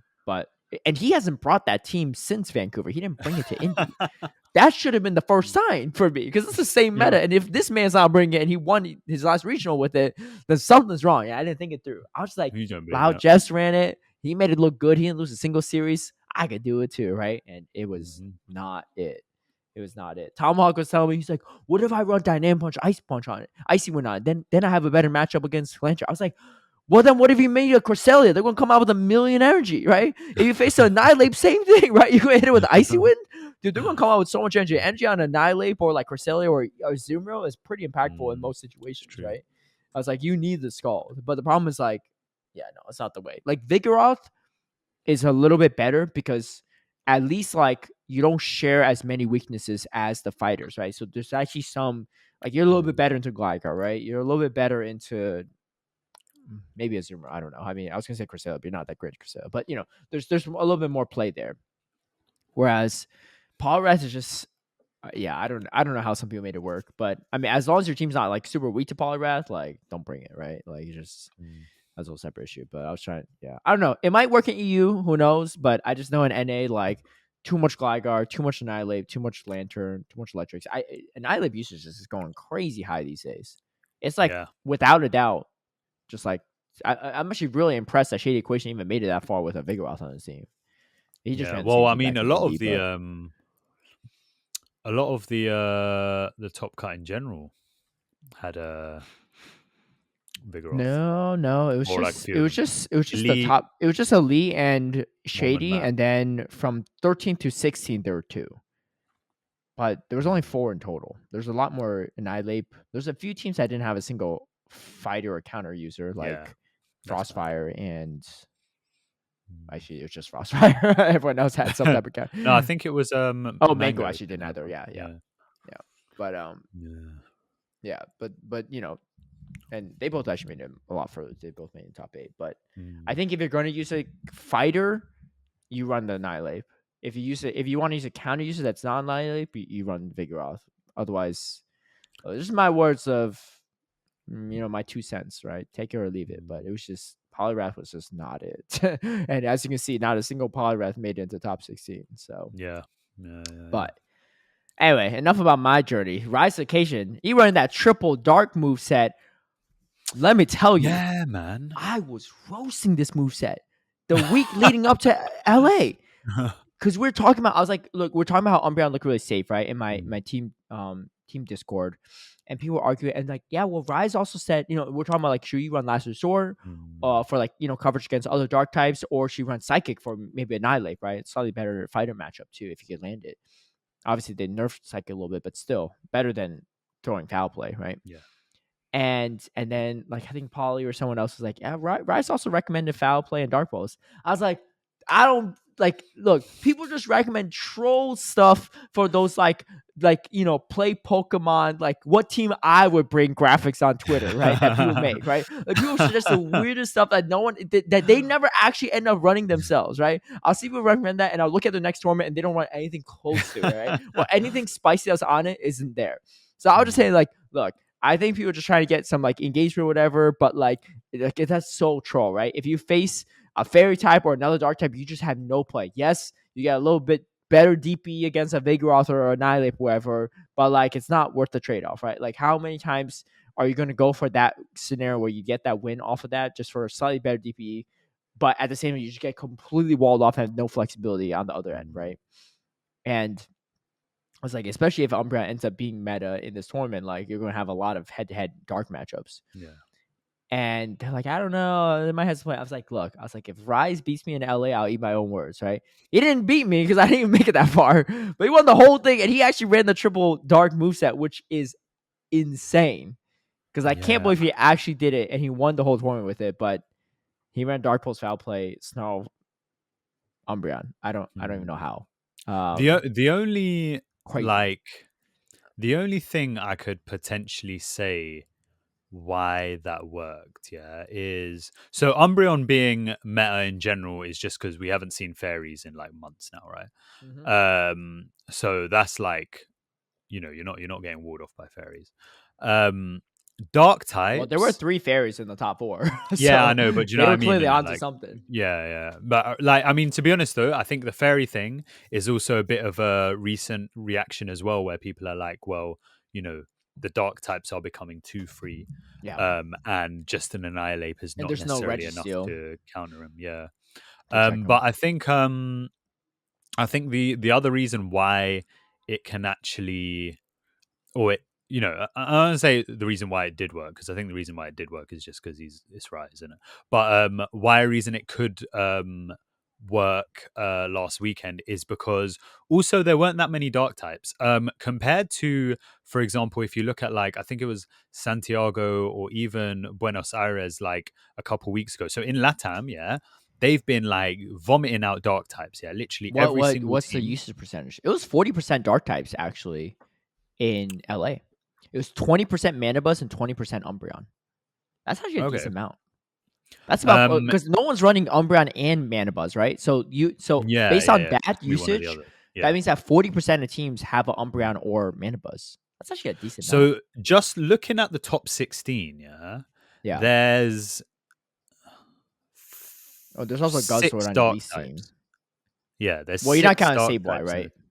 No, I'm not counting. Yeah, dude, you know what's really funny? There were 4 Sableye that made the top 16, and they're all 13. They all lost. Yeah. So clearly the Sableye was decent, but not good enough. Yeah, I struggle too because against my Shadow Sableye felt really good for me, but when I faced off against Tiwasel, like I couldn't do anything. I brought it every game, but it was such a struggle because on that Umbreon, like every time. Yeah, it was so annoying. And even when it wasn't, it just like didn't survive long enough to get the damage off it needed against the Lantern. It was super tough, But so there's like what five dark types, but in these LATAM tournaments, like every team in the top cut had a dark type on there. So like I don't think you could get away with it there because you know that your Umbreon is getting hard walled by at least one mon on the team, and then has like certain checks in it. But here it was running free. Do you think Reis brings it again for NAIC? No, because I think now that Reis has won with Umbreon, that's what puts it on more people's radars going into NAIC. Obviously, I mean, it's a different meta, so like there's a bit of a thingy there. We need to see what happens. Yeah, I know, but you never know in it. But like, I think that's definitely what puts. Because the other thing is about NAIC is that like if we're thinking about a Lantern decrease, then a Zoom rule becomes really good because like Altaria becomes really good. Yeah, and Altaria just has like especially if people start running Water Gun Lantern. Yeah, exactly. So so I think now that Rise has won with it, that it's gonna be on more people's radars. So I don't think he would be able to bring that moveset again. I was asking one of my teammates for scrims before the tournament, and I was just joking. I was like, yeah, run that Foul Play Dark Pulse moveset too while you're at it. He's like, oh, do you want me to TM off Last Resort? I was like, no, don't do that. Don't do all that. It's fine. Oh, yeah, I forgot you have to do that. Yeah, because you can't get that back. Existing Monkey ran Psychic Umbreon, actually. Yeah, so like Annihilate, pretty, isn't it? Which also, you know what, makes sense as well. He got again, 2 shields off Tiwasel in the winners finals on day 1 with it. So, and I don't think it was bad shields either because you had to kind of shield it, but I think again in it's like there's not many dark types, so you don't necessarily need Last Resort for that, and also not many fairy types. So again, you don't need Last Resort for that. So it's almost like he ran Dark Pulse, but he was just like prioritizing being able to like threaten and annihilate a bit more. Yeah, it's a little bit worse in some neutral matchups, like against the Figure Out or Lantern, right? You don't have that Dark Pulse damage, but Foul Play is a little bit underwhelming. To be fair, but it's just a little bit faster to get to. Yeah, sometimes you just need to get to moves. Anyway, fantastic run from him. Shady Equation, 2nd place. Like, the dude's really, really good. Like, he honestly probably would have made it further in Indy if he didn't get like this really unlucky debuff from Moonblast against Trent. But and the Existing Monkey too, really kind of a breakout performance by him. And honestly, I had the. Okay, I don't want to say I didn't have Rise on like the top 4, but I mean it was Rise in it, so it's like that's on everyone's radar anyway, isn't it? Yeah, but this is the furthest. This is his highest performance by far, right? By quite a margin this season. He's made a number of top cuts, but but I did think Shady and Existing Monkey. I thought most of the top cut were pretty good. Yeah, like Bylab being in the top 16 is shows how deep the bracket was. Oh, we had HK Assassin too. Dude, this was a funny one. HK Assassin ran the same team Pocket ran, and they faced off round 1, and he beat him. I didn't realize that HK Assassin was running a mirror team until later. I was like, wait, he beat Pocket with his own team? That's crazy. But Pocket went on a crazy losers run to make it back into day 2. Yeah, full 2-0s. Yeah. really. I like the What you think about the non-shadow Clodsire Feraligatr team, in Dr. general. Roast Beef? Yo, funny story on that one. He got that team from a local of mine, Tosi Paulrick, who listens to this podcast too. Tosi Paulrick came with the team. He gave Dr. Roast Beef that team Friday night because Dr. Roast Beef was like, I don't know what to run. They're like, what you run, right? And he's like, hey, you can run this if you want. And he goes through the winner's bracket, right? He 2-0'd like Elam, he 2-0'd like Chem Coop on day one to get to the winner side. And Tosi Paulrick's like, what the heck is he doing? Like, I need to ask him what he did because this is my team. Like, he didn't practice with it at all. He just picked it up the night before and just registered it, which is kind of nuts. But I think a lot of teams are weak to Clodsire. Brav, I'm not gonna lie in it. Yeah, I guess it doesn't really matter in it. Yeah, but like, I've been using Clodsire recently. Pretty good. What do you mean it doesn't matter? You still gotta go Bologna. Yeah. I know, but I was just like, it doesn't really matter. Like, if I say I'm using Clodsire, like, what's everyone gonna do? Run Gligar, which they were gonna do anyway. Everyone bring your Clodsire counts for Anicor. Yeah, do you know what I mean? Hey, you never know. What if you win with Clodsire? No, I've been using Clodsire recently, and it's sick because basically it's like your only, in my opinion, your only matchup that you don't want to be in, is the Mudboy, the Gligar matchup. Actually, to be honest, the Mudboy matchup, the Gligar one's not as bad, I think, because the Gligar one's not even that bad. Yeah, it's the Whiscash one that's like bad. But the thing is the nice thing about Whiscash is that like you can kind of build a team where it really checks really Altaria, like pushes Whiscash away in it. Yeah, so it's like a big risk to bring Whiscash in there, and like, you know, unless someone's like really ballsy, they're going to go for something a bit more neutral. And in those neutral matchups, like Clodsire will get you some sort of advantage, or, you know, put something within farm down range. It's like, you know, it's not a bad thingy. And then also it's I think a really good, obviously you could use Whiscash instead, but I think it's a really good mon for checking a lot of like maybe like rogue things, or like things that, you know, like you've got a Charmer check built in. Yeah, you've got like a Wigglytuff check built in, you've got a Bastiodon check built in, you've got a Shadow Magnezone check built in. Do you know what I mean? Like, yeah, that's it the checks best. a lot of these like Charger Bug. Yeah, Lantern. a lot of these like, you know, things that you don't really want to run into. Yeah, whereas like you got one mon that can really make people think twice and give you a lot more play in those sort of matchups. Like, you know what, you talk about so much how people are building teams which are like, you know, 4 times weak to Bastiodon, 5 times weak to Bastiodon. Yeah, I think like having something like a Clodsire on the team will make a Bastiodon user think, be like, okay, do I really want to bring this in? Yeah, they might be 4 times weak. Well, not even a Bastiodon user. I think a lot of teams are just weak to Clodsire too. I mean, how many Bastiodon users are really? How many Bastiodon users are there really? And then how many Clodsire users are there? And then how often do they face? Right? No. I know, but the Bastiodon usually has plenty of weaknesses on teams, right? At least, especially at NA, right? You just have any Mudboy, and that's just as bad as a Clodsire. But it's more so, I noticed is Clodsire was similar in like Basti. Like a lot of teams are really weak to it. Yeah, when you're building, it's like you. Like, let's say you build a team, yeah, and then you're just like, oh, this is like weak to Wigglytuff. It's like such an annoying thing to be like, you know, am I really going to play a Wigglytuff? Honestly, chances are probably not, yeah. Probably not. But when you do, that's it, game over. Do you know what I mean? You've got nothing to do, yeah. Exactly. Whereas if you have like at least Clodsire, it's like, okay, well, you know what? I did have loads of neutral checks before, but this one Clodsire secures it, where it's like, okay, I can now throw out a certain team, and I'm good, you know. So that's why I thought Clodsire is kind of nice in that sense, where team building wise, right now, it kind of like gels a lot of things together, which is kind of cool. Yeah. You know, and again, like as opposed to Whiscash, you're not walled off by like, you know, Mantines or Altarias and things like that. So you can bring them into those matchups and actually have play. Yeah. But yeah, only one Clodsire there. But hey, it's it did decent, especially for Dr. Roast Beef. My weakness was Umbreon. I was on 20% of teams, so I was not cooking anything. Yeah, anyway, I expect the Umbreon go up. Yeah, a 3-0 by Reis in the grand finals as well too. Made quick work of the opponents on that day, and he faced some tough opponents. But Elite too, number 4. I mean, you know, he didn't win another California regional, but still pretty good. He still looked he looked pretty on form in general too. And I thought like he was like, you know, you never know, right? Maybe he's rusty, maybe not. Like we haven't seen him play competitively since October. It's been a while, bruv, right? bruv. Elite was getting some wins. Yeah, I was like, where'd he pull that off? Do you know what I mean?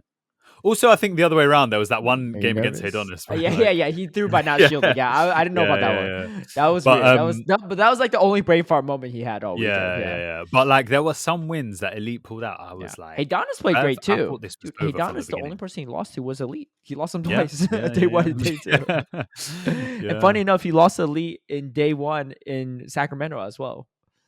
Earlier this season. So little beef. a little his kryptonite, yeah. I mean they're friends too and stuff. So they might actually be at the same school next year. Swear down. Well, what, like college? College, yeah. Well then, yeah, Irvine. Sick. Which Pocket's going to as well. Mad. That's kind of about nuts, an hour-ish drive from LA, you know. What are the chances they're going to come up to these locals, right? Because I know Ramberto's actually moving out of SoCal to NorCal for school. So at least on that aspect, my locals will get slightly easier. But yeah, I don't know, man. But yeah, I think the vast majority of locals that I don't do well in or I don't win, it's Berto that wins them. So kind of interesting how that goes. But all right, anyway, so that was it for Los Angeles. But obviously, we have no cascading guaranteed invite since Reis won it. But that's all good. Yeah. I think that's well deserved for sure. We had Lima happen as well this past weekend. We had Desinked win it again. Brev. Kind of honestly, crazy. Yeah. Oh, I put Ice Chris's name too small. Oh yeah, Ice Chris's name. I was like, why is this so small? Yeah, it's because it was font like issue. Is it because of Aaron Camp's font size or something? Nah, it was someone else's name where it was like too long, and so I made it small. And you just replaced it, but the format. But yeah, honestly, man, like, you know, man, the Chileans came in force, bruv, and they absolutely killed it. And then on top of that as well, Desinked in particular, yeah, bruv, this guy, his last 3 tournaments, first, second, and first. It's pretty good. Bruv, it's nuts. It's actually was it with the same team? Was it Shadow Quag every time? No, but Shadow Quag has been on every team. Yeah. Shadow Quag has been on every team. Brev. What is the benefit? Just like Altaria? Yeah, but you know what? It's worse into Lantern. Yeah, but you know what the thing is you can bring Shadow Quag into nearly every team. And it's a safe Pokemon into nearly every team. Outside of Poliwrath, but like I said, Poliwrath is pretty trash. Yeah, so nobody's that's using a pretty Poliwrath safe bet. Yeah. So it's like, whereas Whiscash, obviously with people using Altaria, it's like there's some situations where you're like, oh, I can't bring it. Also, there's been a lot of Abomasnow, and you can bring Shadow Quag into Abomasnow, but you can't bring the Whiscash into Abomasnow. And you can still bring the Shadow Quag into Lantern. You still win that matchup. It's not as clean as the Whiscash, but it's like it's not going to deter you from bringing the Whiscash, the thingy in it, especially also when if you look at his team, he's got Cress and Guzzlord as well, and that's like, and then also the Charger Bug, and it's like I don't think anyone's going to bring Lantern into that team. It's just a bit too unsafe. But yeah, Shadow Quag, man, cooking. What about team? No fighter, no counter user either on Desink's team. Yeah. I mean, the team looks like it's like very well built. It's a little bit weak to Skarmory. It's actually very yeah, but I mean, again, so like obviously Shadow Quag's kind of like neutral there. Charger Bug's a winning matchup. Shadow Quag's a winning matchup in general, but it's like and then you got the mirror, but then also it's like when you see a lot of these Guzzlord players play, they are fine with their Guzzlord, exactly, because it's like they're doing all the dark damage and they put on a bit of pressure where it's like almost like a perfect ABB sort of situation. You get rid of the Skarmory on the Guzzlord. It's just interesting though because you have 2 hard losses to Skarmory as well with the Gligar and Cresselia, right? But you know what? So many people have been maybe it makes it predictable playing like that as well, right? There's a lot of teams which do have the Gligar and the Cresselia on there and don't have like strict hard checks. Dude, half these teams have Gligar Cresselia. It's kind of nuts. Yeah. But I think this is just generally in the last month of play Pokemon, there's a lot of Gligar Cresselia teams in general, and it's I guess why people are bringing Skarmory so frequently. Is that one lantern enough to deter the Skarmory? A lot of the time, no. So yeah, man, kind of mad. Impressive. Very excited to see his run at Worlds. See how that goes. Yeah, I assume he's going, right? Like if he doesn't go. Yeah, I assume so. Yeah, I think he's gonna. Well, he's second on the leaderboard at the moment, so he's probably gonna get. Yeah, with the recent tournament runs, that's kind of nuts. Yeah. Yo, Justin Sanks though, I played Justin Sanks plenty in GBL. Dude, that team is wild. Skarmory, Bastiodon, Jumpluff. When I saw that team, I thought that was a mistake. Dragonair, Lantern. Bro, I had to download a Jumpluff image. Right. Yeah. Well, okay. So the thing is, I'm not gonna lie. Yeah, I've thought about Jumpluff before, right? Because it's actually decent. Like, obviously, you've got the fighting coverage, you've got the coverage against, things like Lantern and Whiscash and stuff like you still take neutral from Lantern. Yeah, but it's like you're throwing energy balls. Like you're taking neutral from Charger Bug too, though, at least. So yeah, and again, Acrobatics is such a good move, so it's like kind of blessed. The only thing with Jumpluff is that like there's Glygars on every team, and sometimes Skarmory as well, and it just doesn't feel comfortable to bring it. So honestly, I don't know how he did it, innit? But like, yeah, he did it. Pretty impressive. There's a stream as well. I wasn't able to watch the stream properly because it was happening at the same time as LA and the Mexico City one. Mm-hmm. And also the Lima stream was a bit more scuffed than the others, where I was like, I'd rather watch that back afterwards. Yeah. And like skip through all the like long bits of no games. But he's on stream a couple times. So yeah, if anyone's curious as to how he made that work, go onto the Lima, the Dracoviz Lima thingy, and you'll find a link to the stream. And yeah, man. Pretty nutty stuff. All right. We had the Mexico City special event as well. Yeah. And we got Marajo. Marujo. I don't know how to pronounce it, but yeah, bruv, this geezer, he was second in Swiss, with Andrew Manjarrez being first in Swiss. Yeah. So they were like the first and second seed were going into the top cut. And honestly, you know what the thing is? Yeah, you search this geezer on Dracoviz, right? Yeah. And he played one time last year. He played at the Mexico City qualifier not even last year, my bad, in 2022. Yeah. I guess he's got a lot of like, leaderboard data. Yeah, not high leaderboard, just sort of like, some high. But yeah, this guy was murking it, bro. I was watching the stream. Really? He was murking it, yeah, man. Lickitung, Crest, Talonflame, Guzzlord, Annihilate, Lantern. Yeah. Pretty nutty.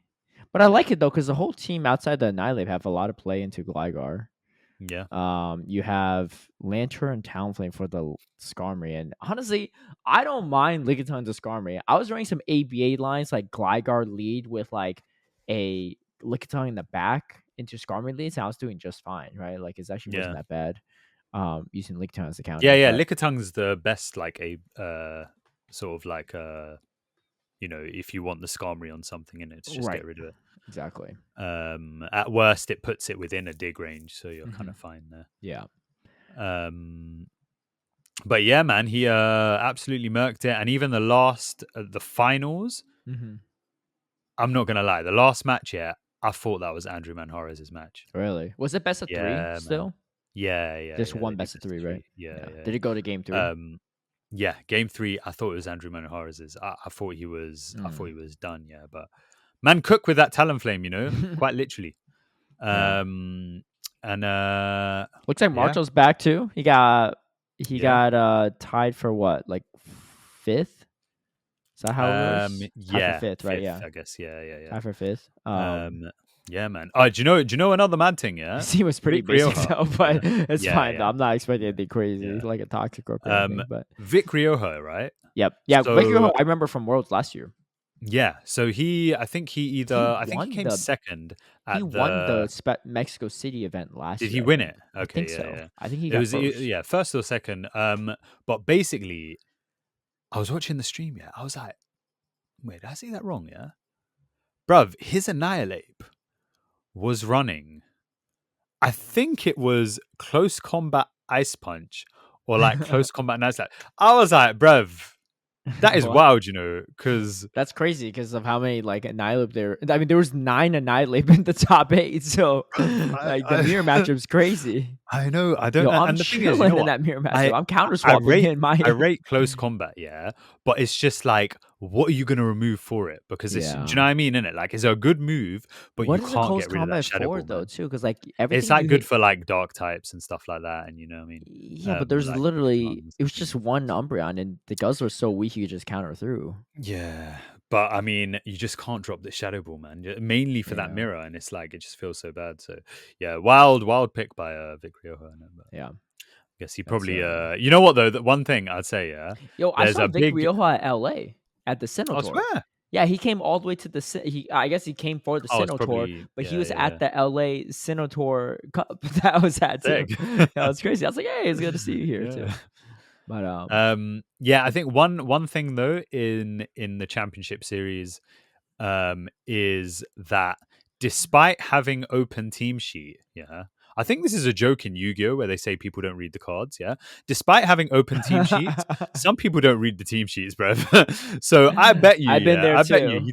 bruv, I I had a think zoomer he's on my Bastion. And I was like, yeah. I'm chilling. I was like, wait, Hydro Pump? What? Let me look again. Do you know what Oh I mean? shoot! Innit? Bro, I've Yeah. literally like I've been caught out by this like maybe once or twice, yeah, where I'm now like I always read the team sheet, yeah, because I reckon he close combated a load of things where people were like, "What the hell?" Yeah, they were like, "I'm chilling in this match," and then boom. Yeah. Um, so yeah, man. Mexico City. So yeah, these were the last two LATAM special events. No more LATAM events anymore.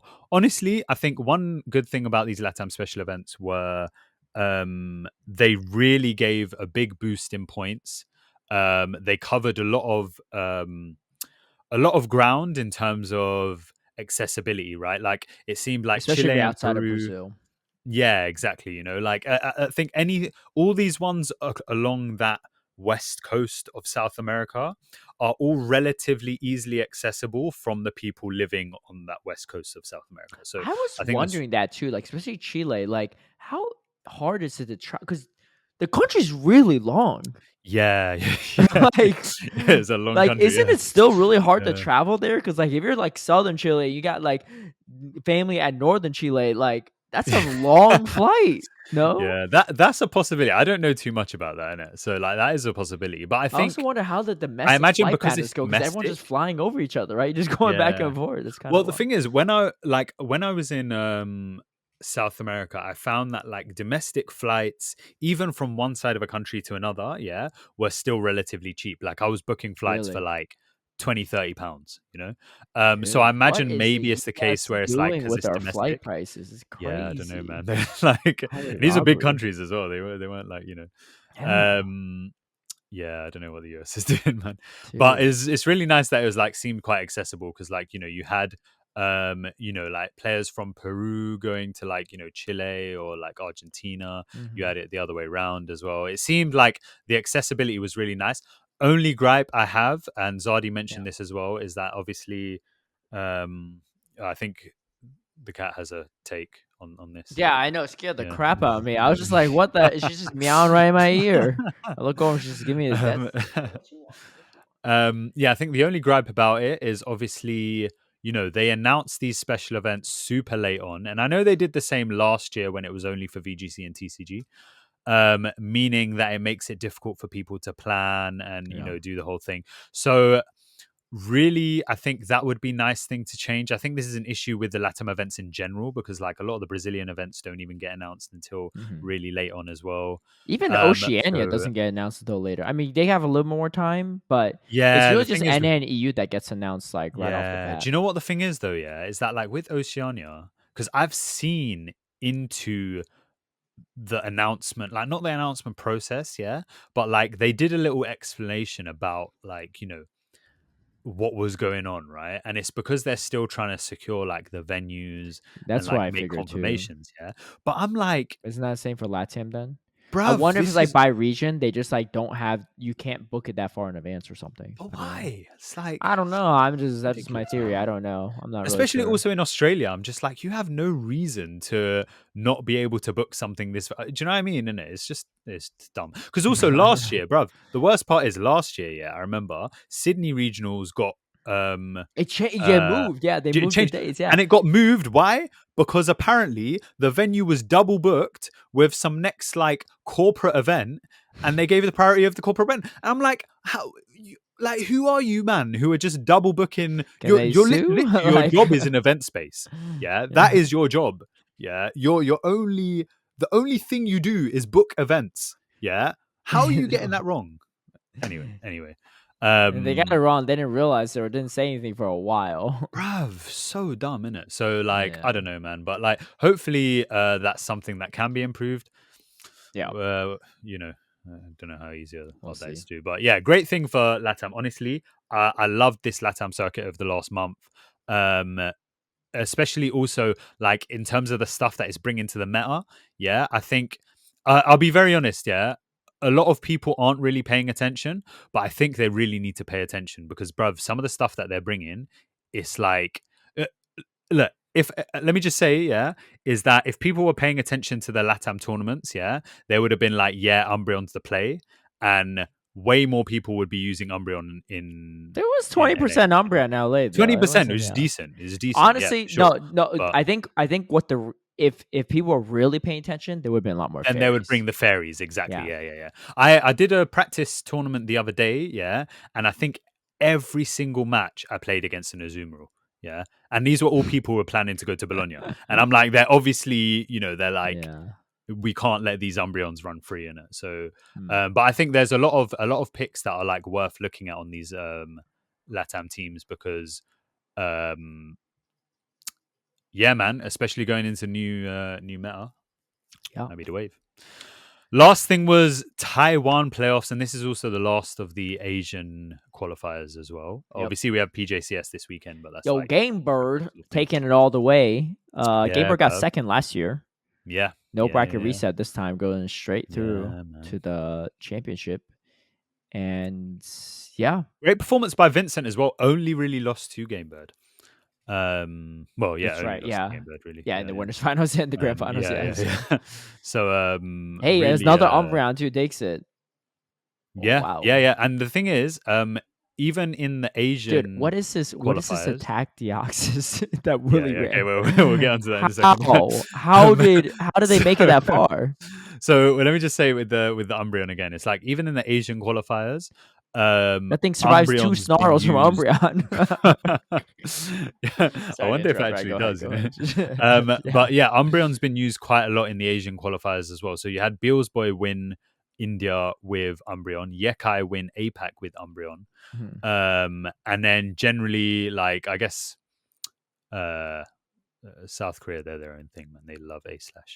But yeah, Umbreon's been like a bit of a thing, so wasn't too surprised to see Umbreon take it again, because also it's like a very safe team that Game Birds produced there. Dude, who's this guy with all like 50 digits in their name? 7784578835790 is their username.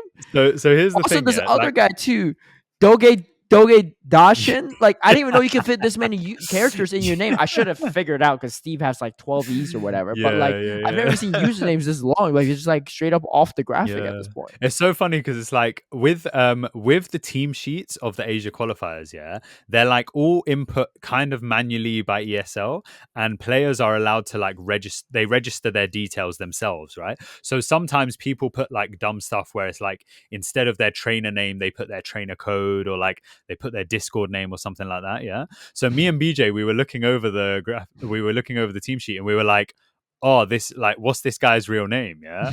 Because we're like, that's definitely his trainer code. Yeah. Bruv. I like, because the trainer code is also listed there as well, isn't it? Yeah. We sent them a friend request, or like we went on. It's not because one digit more than trainer code, right?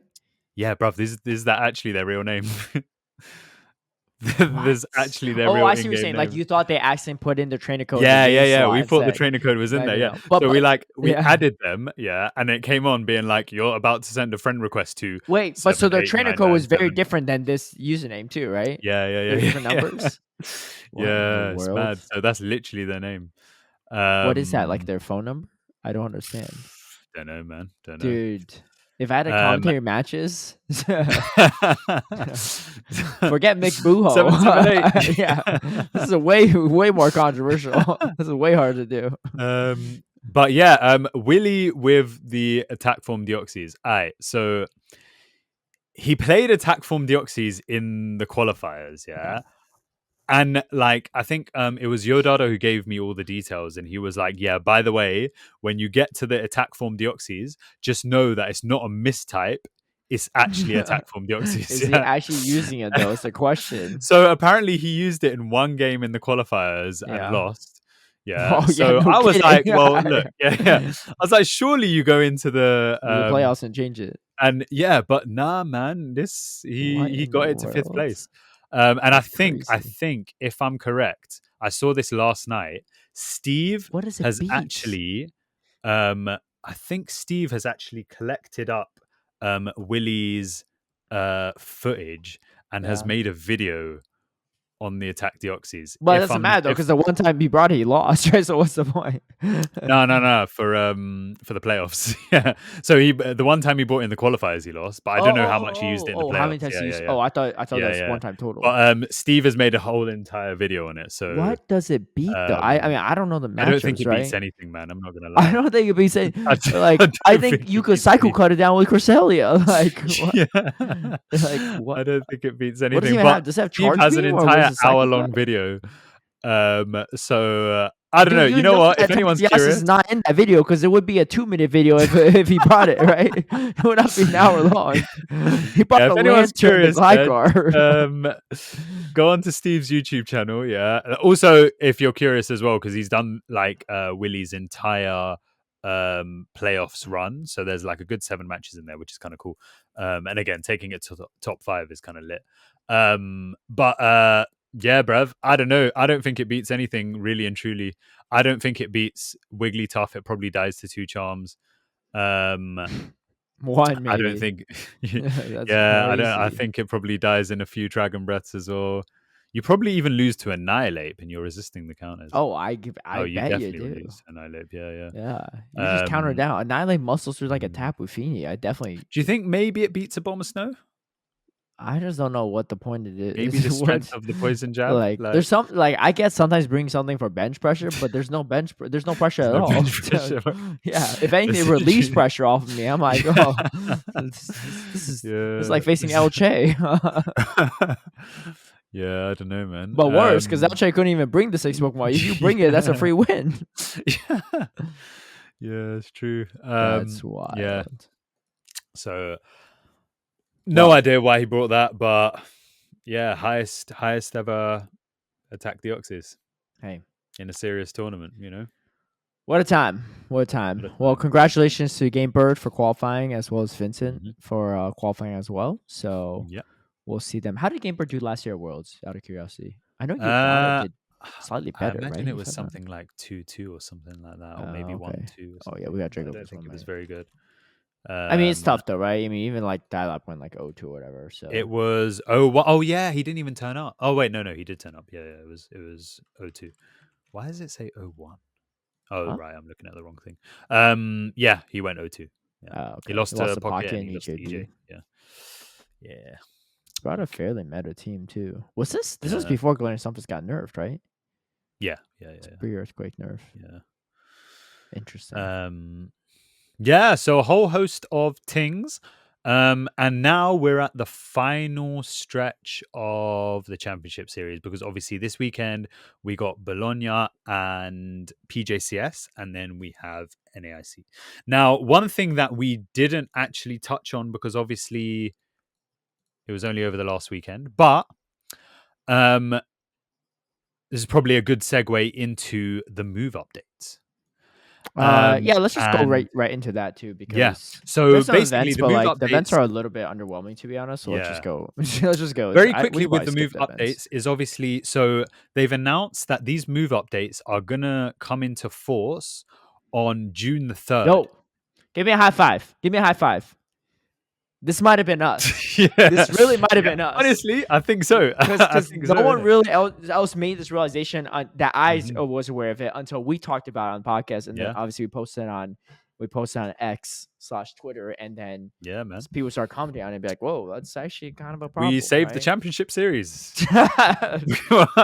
What can I say? I'll take a Nobel Peace Prize in 2 years. It's okay. I can wait. Man. I can wait 2 years. It's fine. It's cool. Yeah. I'll take a buy at Worlds. That's fine. But yeah, they moved it to June the 3rd, meaning that Bologna and PJCS will both be in this format.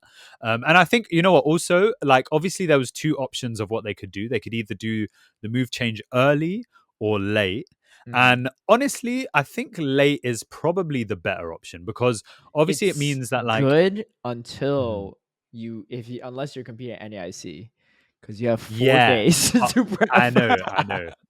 Oh yeah, that's true. That's true. Actually, yeah. I personally think that's a big deal, because I don't think the meta is shifting that much. But you know what? I think that's fine though, because I think NAIC is probably the stage where you'd want to have that, that, like, oh, this is a fresh meta. Do you know what I mean? And I think it'd be a bit unfair if it was PJCS that had the fresh meta, because this is their only tournament of the year.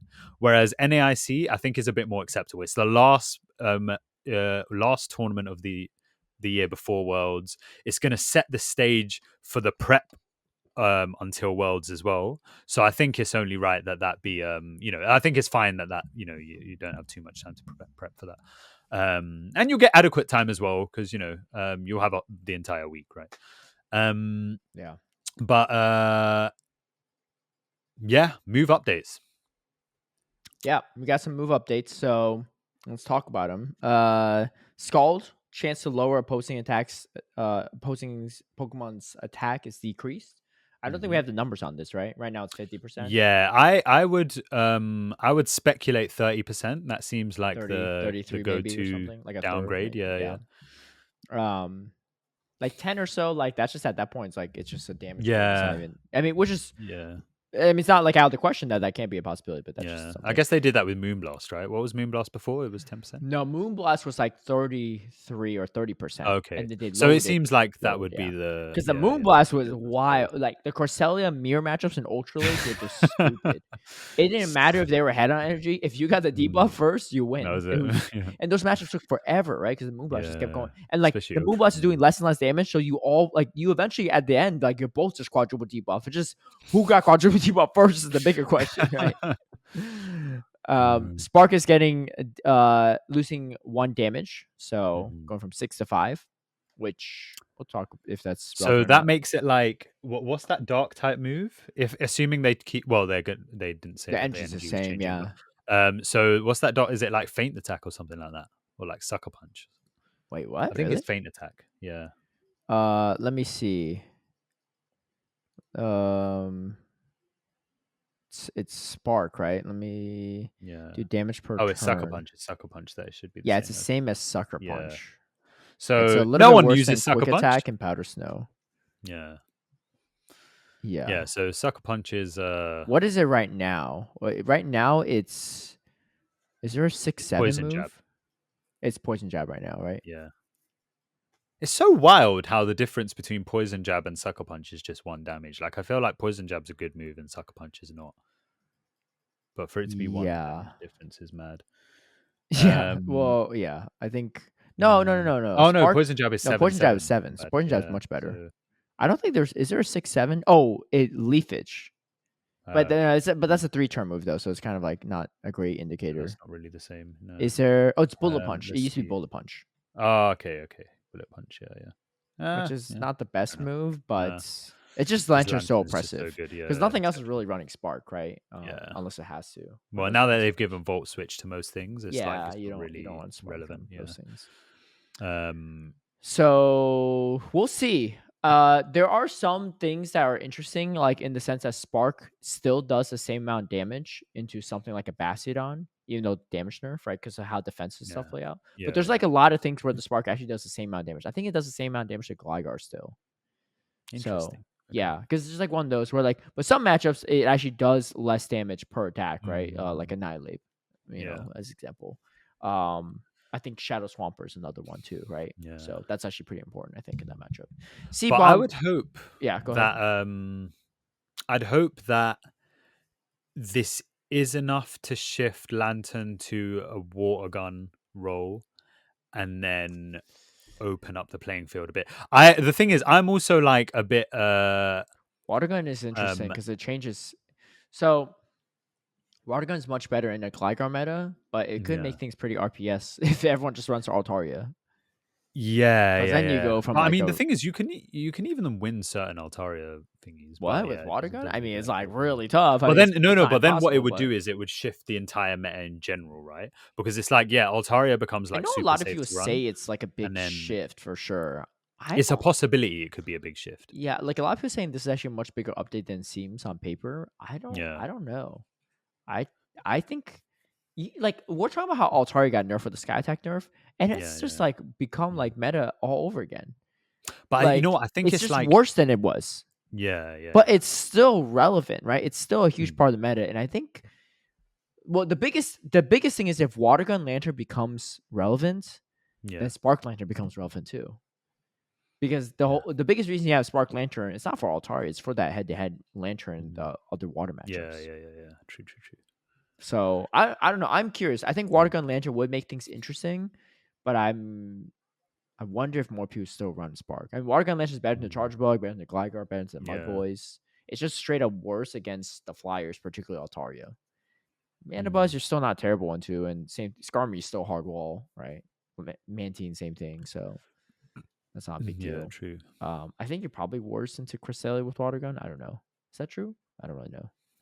I imagine Lickitung and Cresselia. I feel like Spark's better, or Old Spark, I should say. Yeah. Seabomb's also getting 5 extra damage, which I don't think it's that good. Is it maybe just for Whimsicott? The thing is, like, if you give it a Trevenant, it makes some matchups maybe like a Bastion matchup a little bit better, right? Like you have the neutral damage. Maybe the Lickitung matchup, the Lickitung and Vigoroth a little bit. But the problem with Trevenant is the pacing. Because it still takes it don't matter if you're doing 5 extra damage or 20 extra damage. You're still one-shotting the Shadow Swamper and Whiscash either way. The problem is you can't get to the move as fast, and they're starting to outpace you, right? Especially Shadow Swamper. Whiscash is a little bit different, but they could potentially bait you with Mud Bomb, right? And they pace faster. I mean, do you know what? I feel like maybe it's hard to counter swap into the Mud Boys. Is the problem. I don't know if this is maybe like a precursor to what could potentially happen afterwards. Because, it's like if you're going to try and bring grass into the meta, I feel like Trevenant is the most obvious one to target. And like you said, I don't know if this necessarily. I say you just bring back old Trevenant in. Yeah, I think we brought back old Bubble. We could bring back old Trevenant. Yeah, I guess they didn't want to do something like that right next to. But what's right next to Worlds? Well, we'll talk about that too, actually. Because what's your take on that? All right, so the last change of the moves is Swift, going from it's losing damage, but the energy cost is decreased. I imagine they'll probably make it into an aerial ace. Maybe 55 power energy cost, but. Reasonable. And then there's just a bunch of other adjustments. Thunder Punch galore on Typhlosion, Riolu family, Scraggy family, Chestnut, Palmo family. Low kick gets counter. Satato, Titan get Powder Snow. Naganadel gets Dragon Claw. Clefairy, Jigglypuff, and Wigglytuff family all get Swift. Which obviously is getting buffed. Teddy Ursa family gets Swift. Need another buff? What the hell? I don't know, but I think Wigglytuff's still kind of hard to play. If there's Shadow Wigglytuff, that's where things get kind of tricky. But the damage from Wigglytuff, I don't think is actually that impressive. As someone that played in GPL, bruv, I played in GPL. It's hard to 2-shield charm through things. If you're in a positive matchup, but it's not like Shadow it's more the fact though. that it core breaks so many things. That's what's annoying. Sometimes but that's kind of a good thing, right? Like, isn't it good to have core breakers? No, but not a core breaker like that. Do you know what I mean? Like, you'd want a core breaker. A core breaker like what? It just hard walls it just hard walls. Annihilate. Lickitung, Annihilate. No, Lickitung Wigglytuff's not that bad though. I don't mind being the Lickitung in that matchup. Like sometimes they have the Mm. shield if you're counter swapping. I don't know. I don't think it's a good Okay. matchup. I don't think it's a good matchup, but I mean, it's not a great match for Um, Lickitung. They can win that consistently, but sometimes you have to shield if you're the Wigglytuff. fair enough. Yeah. Well, I mean, this doesn't make it any better. Well, I mean, without disarming voice too, like you're like much weaker to stuff like Lantern, right? And maybe Why? like some dark because you don't have disarming voice. Like you don't have a hard hitting neutral match like No, neutral but move. Swift is a stab, isn't it? It's stab, but Probably the better damage DP. is probably gonna be way less than disarming voice. They're reducing Well, the damage let me on see. it So, too.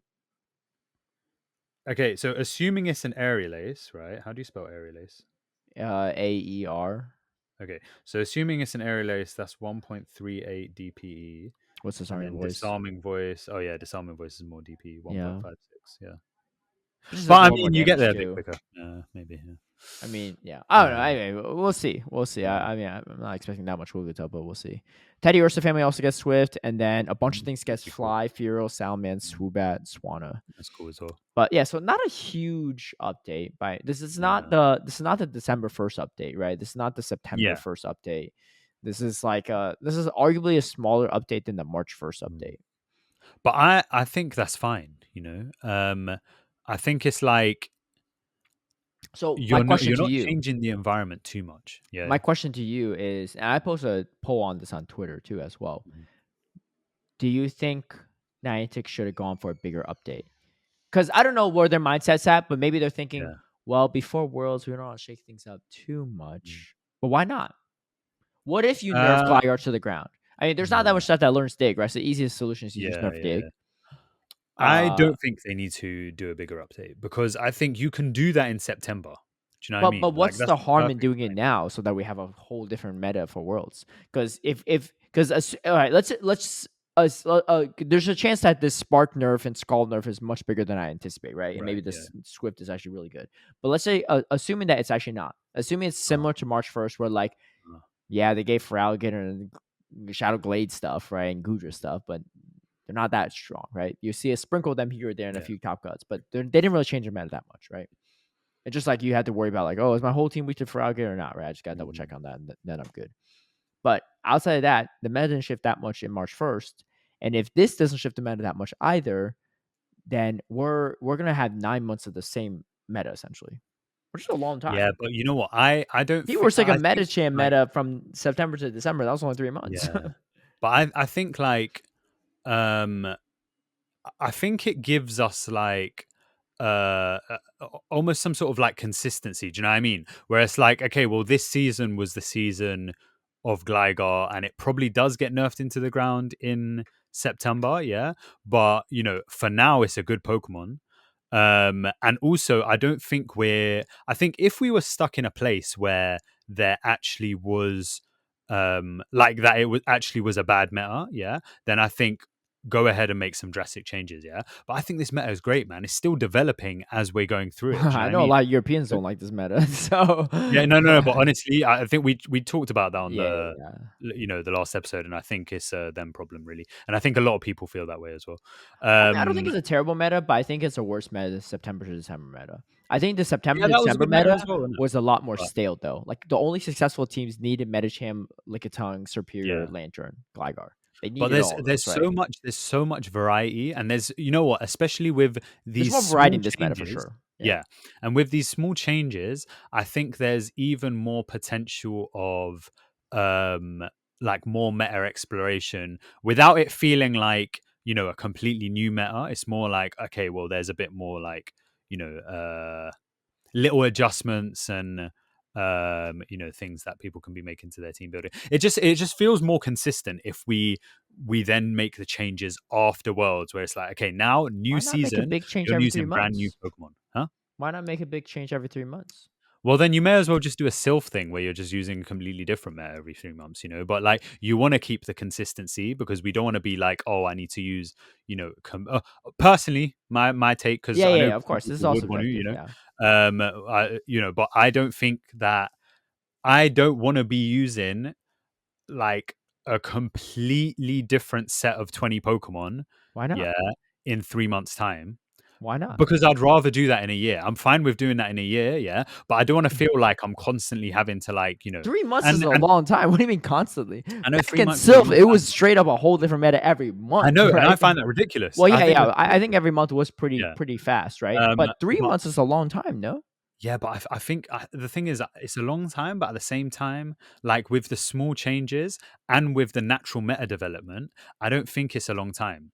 It's that it doesn't feel stale. That's my take. I don't think For it feels you, stale. yeah. Yeah, I don't But think to it be feels fair, how stale. I many think there's tournaments did you still play so in this much. meta? Um, No, no, no, but not even kind of watching locals. Don't. none. EYC, that was it. Yeah. Okay, yeah. And then Bologna, yeah. But like even watching it, yeah, it doesn't feel stale to me. I'm like, oh, there's something new coming out every week, you know? Whereas, and the thing is, even like team building for Bologna, yeah, I'm like, my issue with team building for Bologna is not that I don't know what to run, yeah. I'm like, there is literally 8 amazing Pokemon right in front of me, yeah, and I And need you to had the big figure out which six. conversation. Yeah, literally, that's my But issue. that's I'm not like, that many choices, you though. know, no. I'm saying eight amazing, where I'm like, these 8 are like the best Pokemon in the meta in my eyes, yeah. And I need to figure out a way to like boil it down to 6, yeah. Whereas some people will be like, oh, I don't even know what to run. Like, I could run this, but I'm a bit weak to this, and like, that sort of stuff. Yeah, I'm like, I think these, 8 are amazing, and honestly, some of them aren't even on most teams. Yeah, that's like the Mm, level of variety I feel like there is right now. So I don't know. I'm happy with the meta as yeah. it is at the moment. And I'm happy with a small change because I think it will only expand the meta development even more without having to make. You know what? I think if you can develop metas without having to make hard changes, yeah, that should be the way to go. And then yeah, start of the season, yeah, you do a whole mad thing. Do a whole mad thing. It's fine. Mm. But I before think. that, I guess we're on different pages on this one, but yeah. I personally think I mean, it's I know you three. want to I see feel like like, draft. well, not even drafting. Yeah. I think it's just like you have the best players in the world going to Worlds. Yeah. And the thing is, okay, I get if Worlds is like NAIC, right? Like you have 4 days to prep. That's not a lot of time for Worlds. Yeah. But Worlds is 2.5 months later. It's Yeah. almost at the end of the season. You got a Yeah. long time to prep. And I think That's that's what so makes it so exciting interesting. because you could show up and people have been prepping for 2.5 months in a new meta that Yeah. no one's really seen outside of NIC tournaments, and you don't know what to expect. And I think that's super exciting. Okay, I know you didn't play Silk back then, so it's harder to like understand this from a personal perspective for you, but I'll try to explain it to you, right? First season of Sylph was by far the most exciting PP he's ever been. The game was clunky. The Switch thing was so weird. I pulled up the Switch tray. Like the graphics and animation was just garbage, right? Compared to now. And of course, they still had the same lag issues, right, as before, so that's not different. We didn't even know how charge attack priority went for a while, right? Until you figure out how the coin flip and all this stuff. All these mechanics things, we're not even sure if they're bugs or just mechanics, right? Like piggybacking was a thing. I was like, is that a thing or is that a bug or is that like an exploit or what, right? Yeah. Anyway, there are all these things, but the thing is, it was so interesting because you didn't know what was good. Like people didn't know Vigoroth was really good going to that first Worlds in North America and that first Continentals or that first World Championships. Mm. Like Vigoroth, like because you could have brought Medicham too, but it was like a restricted pick. So it's a lot of people brought Vigoroth and like, damn, this thing is pretty busted, right? I had a Hitmonchan on my team as my Worlds team. I had Hitmonchan because I was like, oh, I can't use Medicham, so I'm gonna use Hitmonchan. Yeah. And the power punch used to be better back then, so you could literally power punch through a Sableye actually Mad. with Hitmonchan, just straight power punch, no baiting, nothing, right? And you just muscle through it. But like there was so many weird stuff. Like the first person to run Skull Bash Lapras was insane because they're like, why would you never run Ice Beam or sometimes you run Dragon Pulse, right? Why would you ever run like Skull Bash? And then you're like, wait, you beat Azumarill? You're better than head to head, right? It's kind of crazy. And then people start like realizing that the mirror match you need a Skull Bash, and if you get Skull Bash off first, you just win, right? But anyway, it was super exciting because you don't know what to expect, right? And you see like people figure it out. But I think with the championship series circuit, obviously this is also what, like 5 years after PP's Yeah. launch. So everyone knows pretty much what everything is, what Mm. things are good. And like it's going to take people like maybe like a day to figure out how good Swift Wigglytuff is, right? Like, Yeah. Yeah. so Yeah. but I do think that there are ways to still bring back some of that excitement if you actually change the meta significantly every 3 months. Because I think 3 months is a long time. 3 months is a pretty long time. 3 months ago, I never even bleached my hair. Oh no, 3 months ago is when I just bleached my hair, I guess. Yeah, but still. Yeah, but you know what? You know what's mad is that like you're saying that, and for me, I'm still thinking like that's also I know. what I There's, think is I'm not. I don't exciting. disagree with you. I know there's ways Yeah, to still yeah, make this current meta yeah. interesting, but you 100% make the Mm. meta interesting if you just shift it completely, right? But you know what? No. But the thing is, I this is what I think is. I think this is why not changing the meta completely makes it more exciting. Because if I'm thinking about like all these people going to Worlds, yeah, they're like, okay, cool. We know that this is what happened at NAIC, yeah. Now we have to try and figure out Worlds, and we need to figure it out better than any other player going there, right? So Mhm. every single person is going to be like, okay, what is the source? And they're going to be trying to try it out, yeah. Yeah. I think if it was like almost a blind meta, yeah, it would almost feel like someone's accidentally. Do you know what I mean? Like there's no playing field, and this person picked Venusaur, and actually looks like Venusaur was the source, and nobody else thought of it. Do you know what I mean? Innit? It feels almost like luck, well, not luck, but you know what I Well, it's mean. It's not like luck though, because they're still it's not like luck, I know, they but still it's like build teams that are logical, right? I know, but it's Like almost like they're not like going into a tournament with no scrims. Like they're scrimming yeah, like for 2 months straight, yeah. probably. But it just Most people, maybe it not doesn't you, feel right? like But yeah, they'll figure out the yeah. meta without official tournament, right? They'll do Yeah. some online tournament or something or whatever, right? It just doesn't feel like the culmination of the season. Do you know what I mean? In it doesn't feel like the person solved the season. It feels like, oh, they kind of just solved that tournament. I don't know in it like that. That's Mm. just like again from my perspective. I feel like it's more exciting where it's like this, where it's like a slightly new meta. How So many more it's Gligar enough. Scarmy matchups do you want to see on stream, No, though? no, but this is the thing. It gives enough space where it can potentially. Well, here's the thing. Let's say, for example, that Lantern. Let's say, for example, Lantern drops Spark, and now people are like more Water ready gun. to use, other water types. Yeah. Well, Gligar Skarmory might not even be a thing now because it's like, well, all these water types running around, it's just not safe, especially when you're using like Water Gun Lantern as well. So, do you know what I mean? In it, like, it's a little change, but it could potentially change the layout of the whole meta in general. And I don't know. I find that more exciting, but Mm. you know, Okay. I'm so I mean, for it's a a big personal change opinion, in right? So September. I don't think it's Yeah, yeah, yeah. like I'm so for a big change in I'd be very September, curious but if wait, you're so what? I'm very much for a big change in September. But you know, up until then, I'm kind of happy with it. Well, Still. 2/3 of the votes said they want a big change instead of a small change for Worlds. But Yeah, but you know what? I also don't like to, and I think this comes into our tea topic as well, isn't it? Yeah, but what? like, You don't hey, like to I ask think the most people public? take, yeah, Well, bro. Some of the here's my public, other take too, right? It's not just about Worlds, you know? Mm, Like the amount of people who go into Worlds, like we talked about, at most what, 300, right? yeah, Maybe yeah. 200 something probably that actually go. Mhm. What about the other millions of people that play this game, right? That are sick and tired of this Gligar meta? Because I think at the end of the Yeah, day, we don't want to just appease the people going to Worlds, because I'm sure some of them actually do want to shake up. But let's say if they all don't, right? 200 of yeah, them yeah, don't. What about all the future millions of people that could get into this game and are just sick of the same Gligar Skarmory matchup in GBL? And they're like, I'm sick of this game. I'm done. I'm not playing it anymore. Right? What's the point? Like I'm just gonna skip yeah. the season, right? You Yeah. lose Well, I guess because you have the your future opinion. of the game is much more important than the present of the game, in my Yeah, opinion. The yeah, yeah. future of Well, any game yeah, is always more important than the present.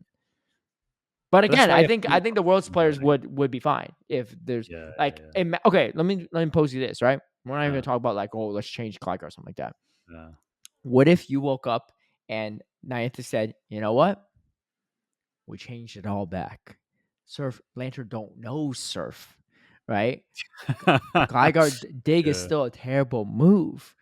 It's yeah, back to season 1 of the Championship Series. Trevin and Walring are back, right? Zapkin 100% debuff, yeah. and that's going to be the June through September first meta. Would you be down for that? That'd be pretty exciting, Yeah. no?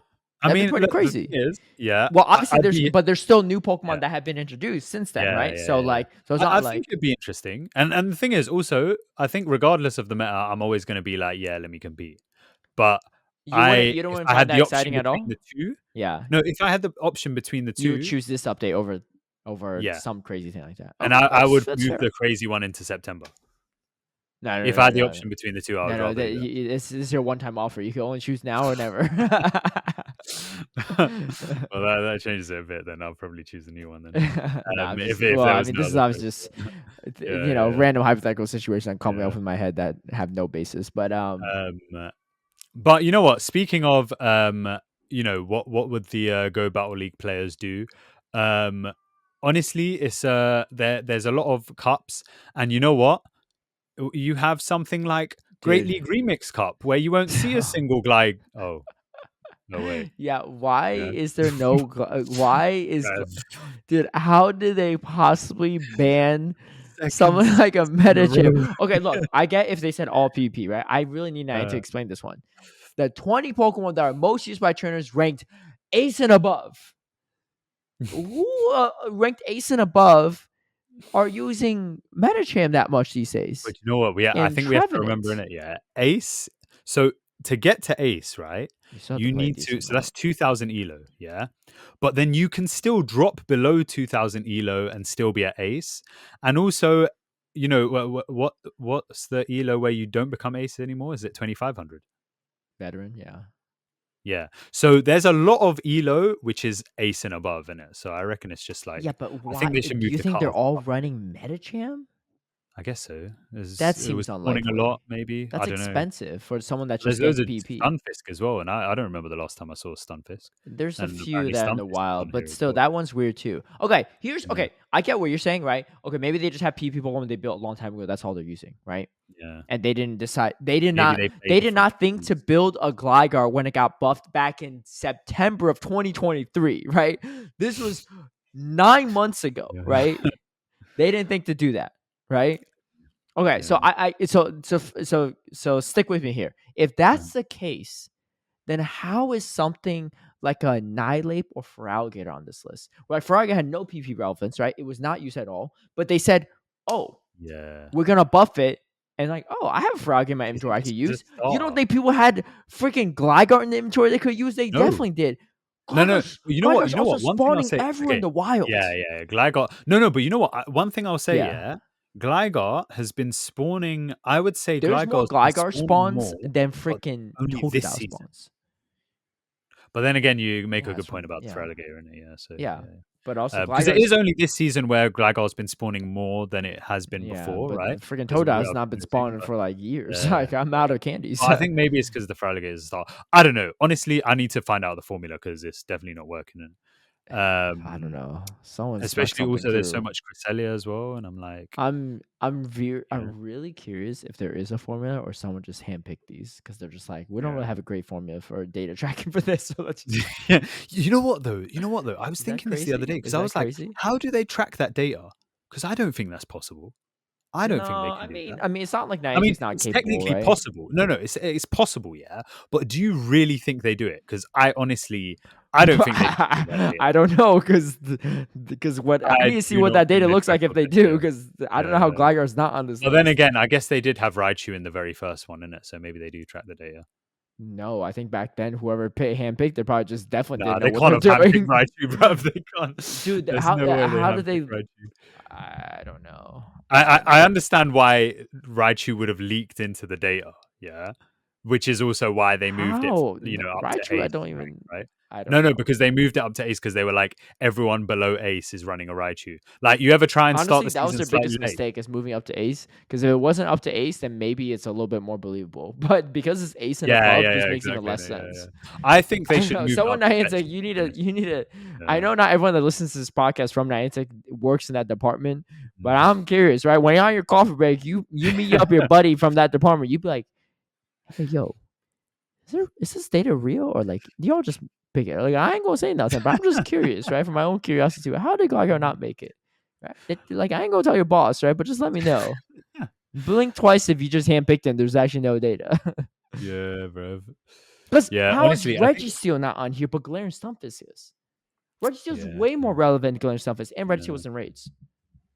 Galarian Stunfisk I was think barely spawning too. Yeah, I think they need to push it up to veteran. I think from veteran you can get a really if How this is much real Galarian data, Stunfisk then was from around? veteran you should get a real thingy for that. Innit? That said, my favorite cup is back, Fantasy Cup, Great League. Yeah, this is another reason why I'm a little concerned about these changes as well. Why? Minimal changes. If you look at the cups, there's not a Why? single What? new cup. They're all repeat cups from past Uh, iterations. is it? Yeah, look at it. There's nothing. There's nothing new. We've had Fossil Cup. We've had I, Fantasy I Cup. I don't really know in it. We've I don't had really. we had Summer Cup. We've had all these cups before, which I don't Mhm. mind. Like some of the classics like Halloween Cup, Yeah. Love Cup. We didn't even have recently, but Love Cup I think, or like Holiday Cup. These Mm. are like nice classics. That's nice. But then some of the others, I guess they But could. like this is June through September. Like what you need, like there ain't no Mm. holidays here. Like you could Summer Cup maybe, but that's about it, right? Like what you don't need like Yeah. all this other stuff. You could really diversify it, but there's no new cups, not a lot of changes. I'm a little concerned.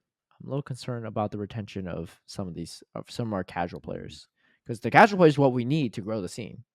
It's true. It's true. Yeah. But you know what? I think. Yeah.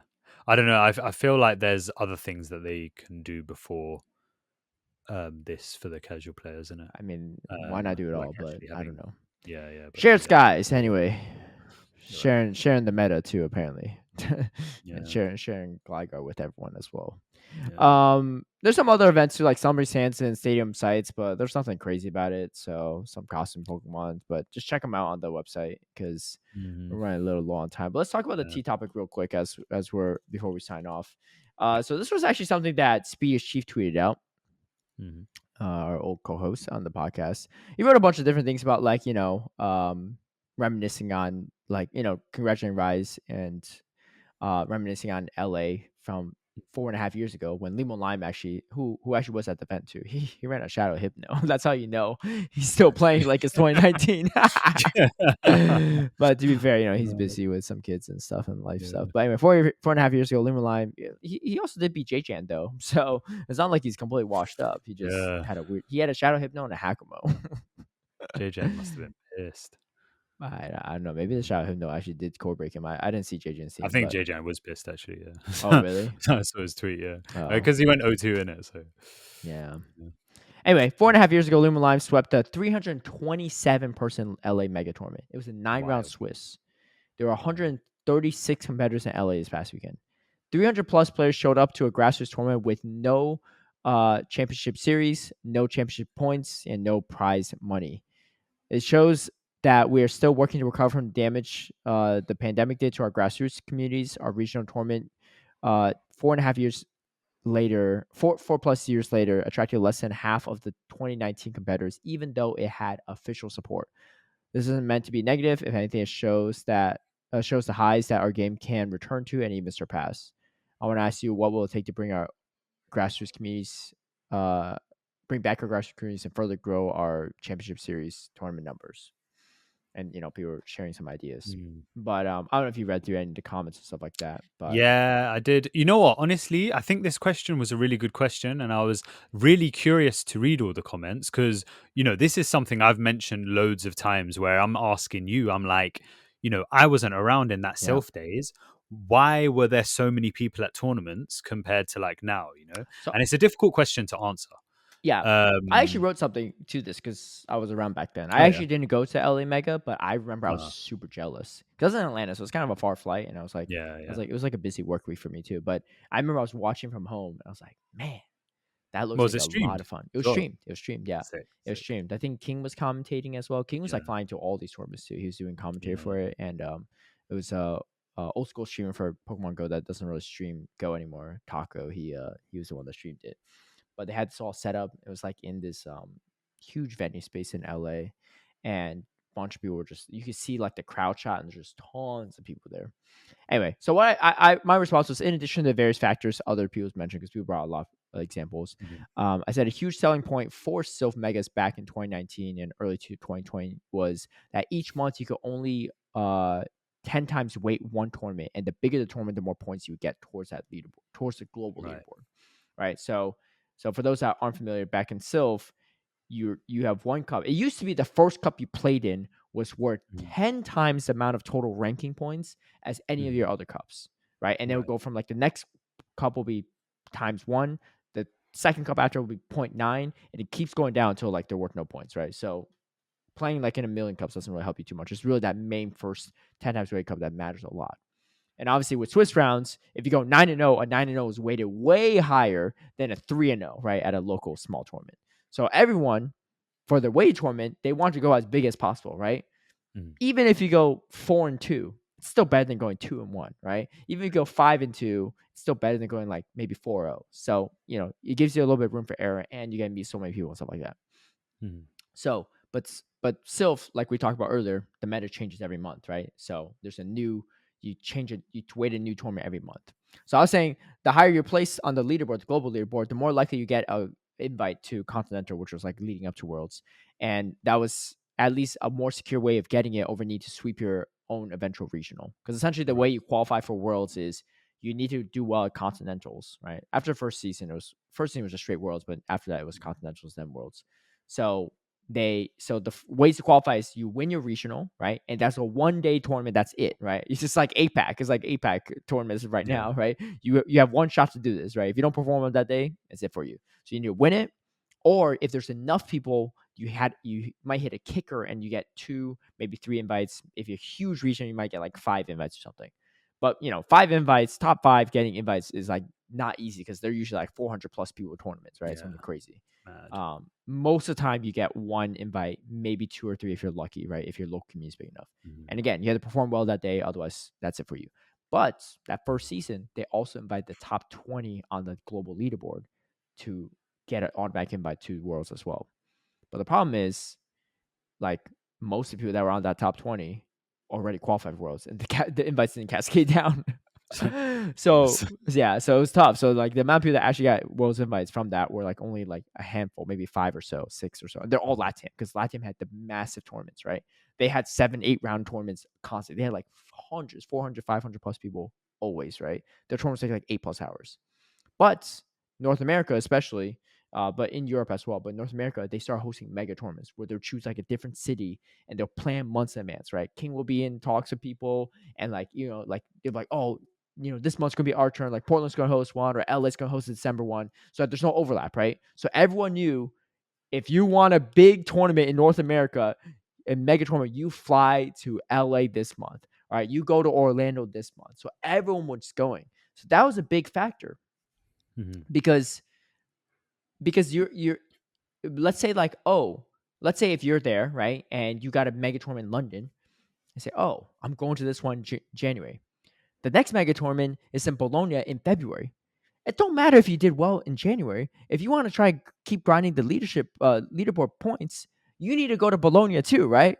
Because that's a whole different set of tournaments. These days, for the championship series, I mean, if you do well in London, you qualify for Worlds to the points. Why do you have to go Bologna besides just have fun, right? Unless you're chasing a travel board, but there's not that many people that do that, right? If you're a qualified Worlds, you qualify for Worlds, and even if you can't make it to Bologna, you could just go to Stockholm or something 2 months later, right? And you have another chance. There isn't a pressing reason to go to a mega tournament every single month. But that's what people were doing, right? And there's no prize money, dude, which is crazy. And you had like tons of people going. But anyways, I just continue. I said, besides travel awards that only a few are chasing, more championship points don't really amount to much. So the necessity to attend more regionals isn't as pressing for those who even want to qualify for Worlds, right? Like a lot of people, they just qualify for Worlds are good, right? They don't need to go to all these. And I also said, my guess is if championship points could only be earned at regionals and ICs, or the total points you could earn from locals were significantly reduced, participation would be much higher in the championship series circuit right now. And I'm not saying this is a solution, since it also adds various costs and time barriers for people, but that's just my personal theory.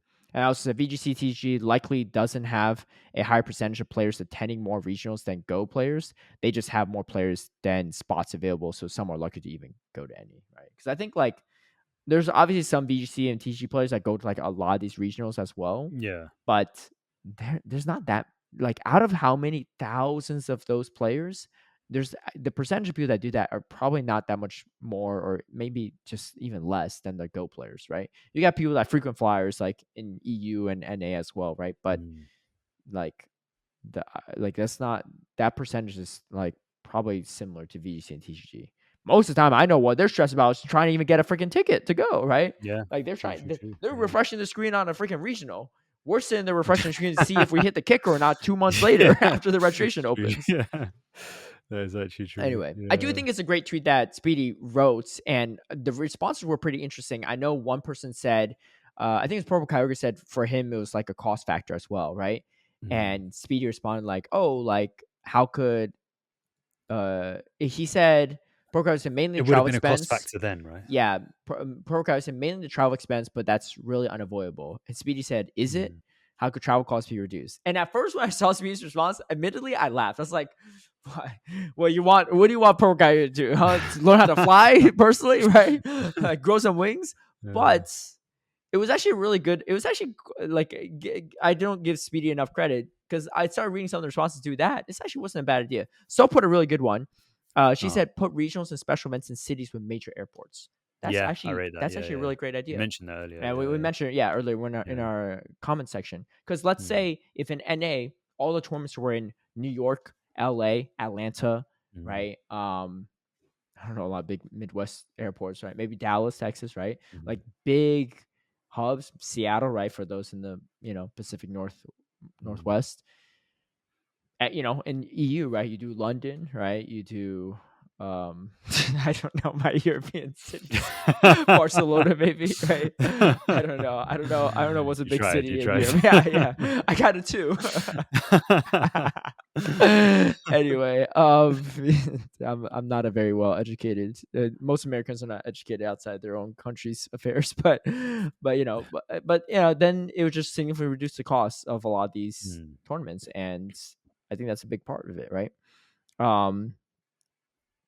But yeah. Do you know one thing that could potentially, and I don't know how much this would contribute, but if they had that travel award thing that the other games have where you can win the travel award for the ICs, that would mean that the points you earn between the ICs leaderboard thing. Yeah, it's like it's an ongoing seasonal thing. It's not just how many points you end up with, but actually how many points you have, at certain parts of the season, whether you can get these travel awards. I don't know if that helps. I don't think it does. No. Because this is my guess.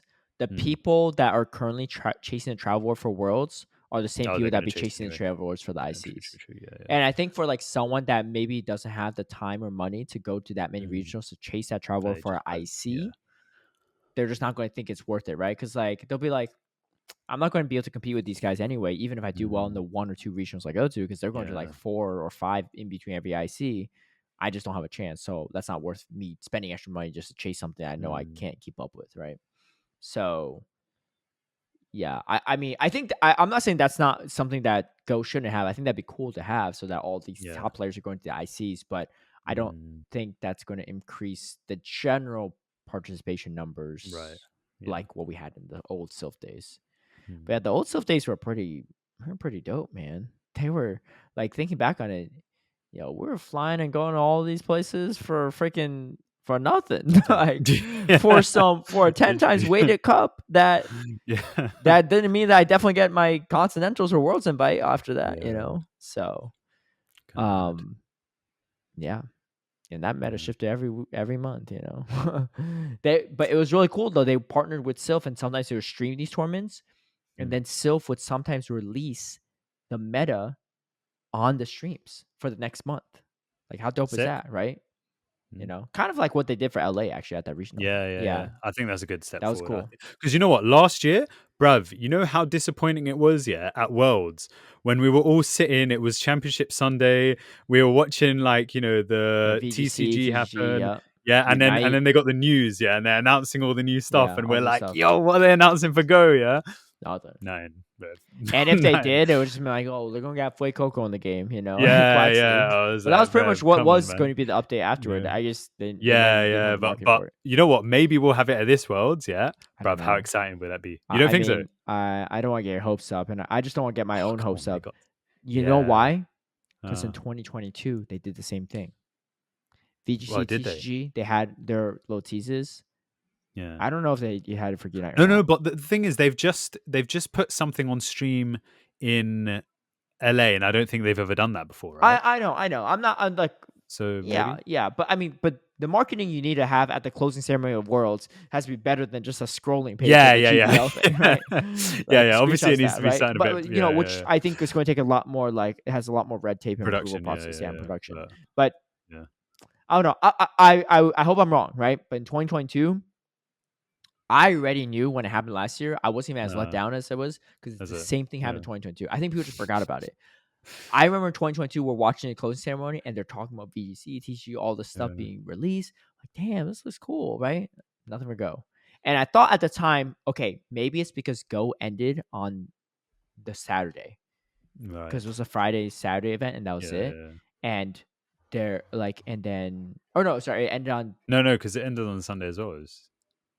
no, Go ended on Saturday in Oh, yeah, London yeah. You're right. You're right. because Yeah, we yeah, had the yeah. LCQ on the Thursday. Yeah, yeah. You're right. You're right. Yeah. Why was LCQ on a Thursday? Because everything starts on Thursday. Yeah, I guess so. Yeah. No, but VGC and TCG didn't have anything on Thursday. Yeah. I don't know. Anyway, so we had LCQ on Thursday, then we had day 1 on Friday, and we had day 2 on Saturday. And then we didn't have anything because I remember I wasn't even dressed for Sunday, right? Because we didn't have like grand finals or anything. And then we weren't even a part of Championship Sunday, even for the ICs back then. But last year was great. They added us, right? Just kicked it off, right? We had Axe and Rubik's to kick things off. And I was thinking last year, I was like, okay, maybe we'll have our own promo tease at the end when they do like the world's location announcement. Still nothing. Still nothing. And I'm pretty sure Unite even had one. And Unite ended on Saturday. So I already know it wasn't even like a Sunday thing anymore after that, right? And just Niantic didn't submit anything for whatever reason. So yeah. Anyway. Well, hopefully some change. Hopefully. I mean, it was like I said, like it was easier to work with Sylph on these kind of promo stuff because Sylph was grassroots as well, and there's a lot of overlap with these communities. So like they were definitely, I'm not trying to like crap on Niantic or anything, but there's definitely things that can be improved upon from the esports side of things. I would say that's probably the most polite way I could say it. Personally speaking, I would love it if they hired someone just for this. We used to have someone. Yeah. We used to have someone for this role, and he got laid off. But he did a great job, like at EUIC, that first year, and then he was around for Indianapolis at first regional, and then I think he got laid off after that. No, he was still around for Milwaukee. Actually, he got laid off right before NEIC. I think that's what it was. He was still around for Milwaukee, yeah. But I don't know. Hopefully, I don't know what Niantic's budget or whatever their direction is, but if any of you are still listening, those are my wishes. But anyway, speaking of wishes, Speedy's wishes for the participation numbers to increase, and I hope so too. I mean, 136 was a lot more than I expected for LA as well as the last regional, but a lot of people came out for that one. Like, if you look at the names of the list, people like it was stacked. This was easily one of the most stacked tournaments I played in for sure. Well, huh? A lot of last minute people as well. A lot of people, last minute people, yeah. But yeah. Anyway, I need to dip. Yeah, because I know you do. So I'm gonna be late. Yeah, I go. But the real question to everyone is, let us know what you think. Does Anicor actually show up in a clown fit or not next week? That's the real question. Yeah, that's the real question. Anyway, question, we'll see how it goes. But yeah, best of luck at Bologna. Let me know if you need scrims, and don't bring no shadow Polyrath or non-shadow Polyrath. It's awful. Honestly, looking back on it, if I had to do it again, I would probably bring the shadow Polyrath. The non-shadow was like, slightly you could survive an aerial to get off an icy win against Gligar. It's not worth it. One, I was never even stuck in that matchup. And two, safe swapping Polyrath is so dumb in this meta because there's so many like Lantern and Electrics and Annihilate. You can't even guarantee you get the Gligar out. And Gligar's such good coverage that the moment that they shield and take you out, they got so much energy for whatever's in the back anyway. Unless you lead with the Skarmory, but then you lead with Skarmory, you can't lead with Skarmory because they have Lantern, Charge Bug, or Annihilate, and they just beat you. So it's impossible, right? Unless you just go stupid ABA weak to those things, and you're just gonna lose, right? So don't bring no Polyrath. It's not worth it, right? If you win Bologna with Polyrath, then I'm gonna eat my words 2 weeks in a row after I doubted Reis's triple dark Umbreon. But that's it for us. All right, we'll catch you all later. Thanks all for the comments from the past 2 episodes, and yeah, we'll see who takes Bologna and PJCS. I'm rooting for DFH, yo. Don't forget, watch DFH.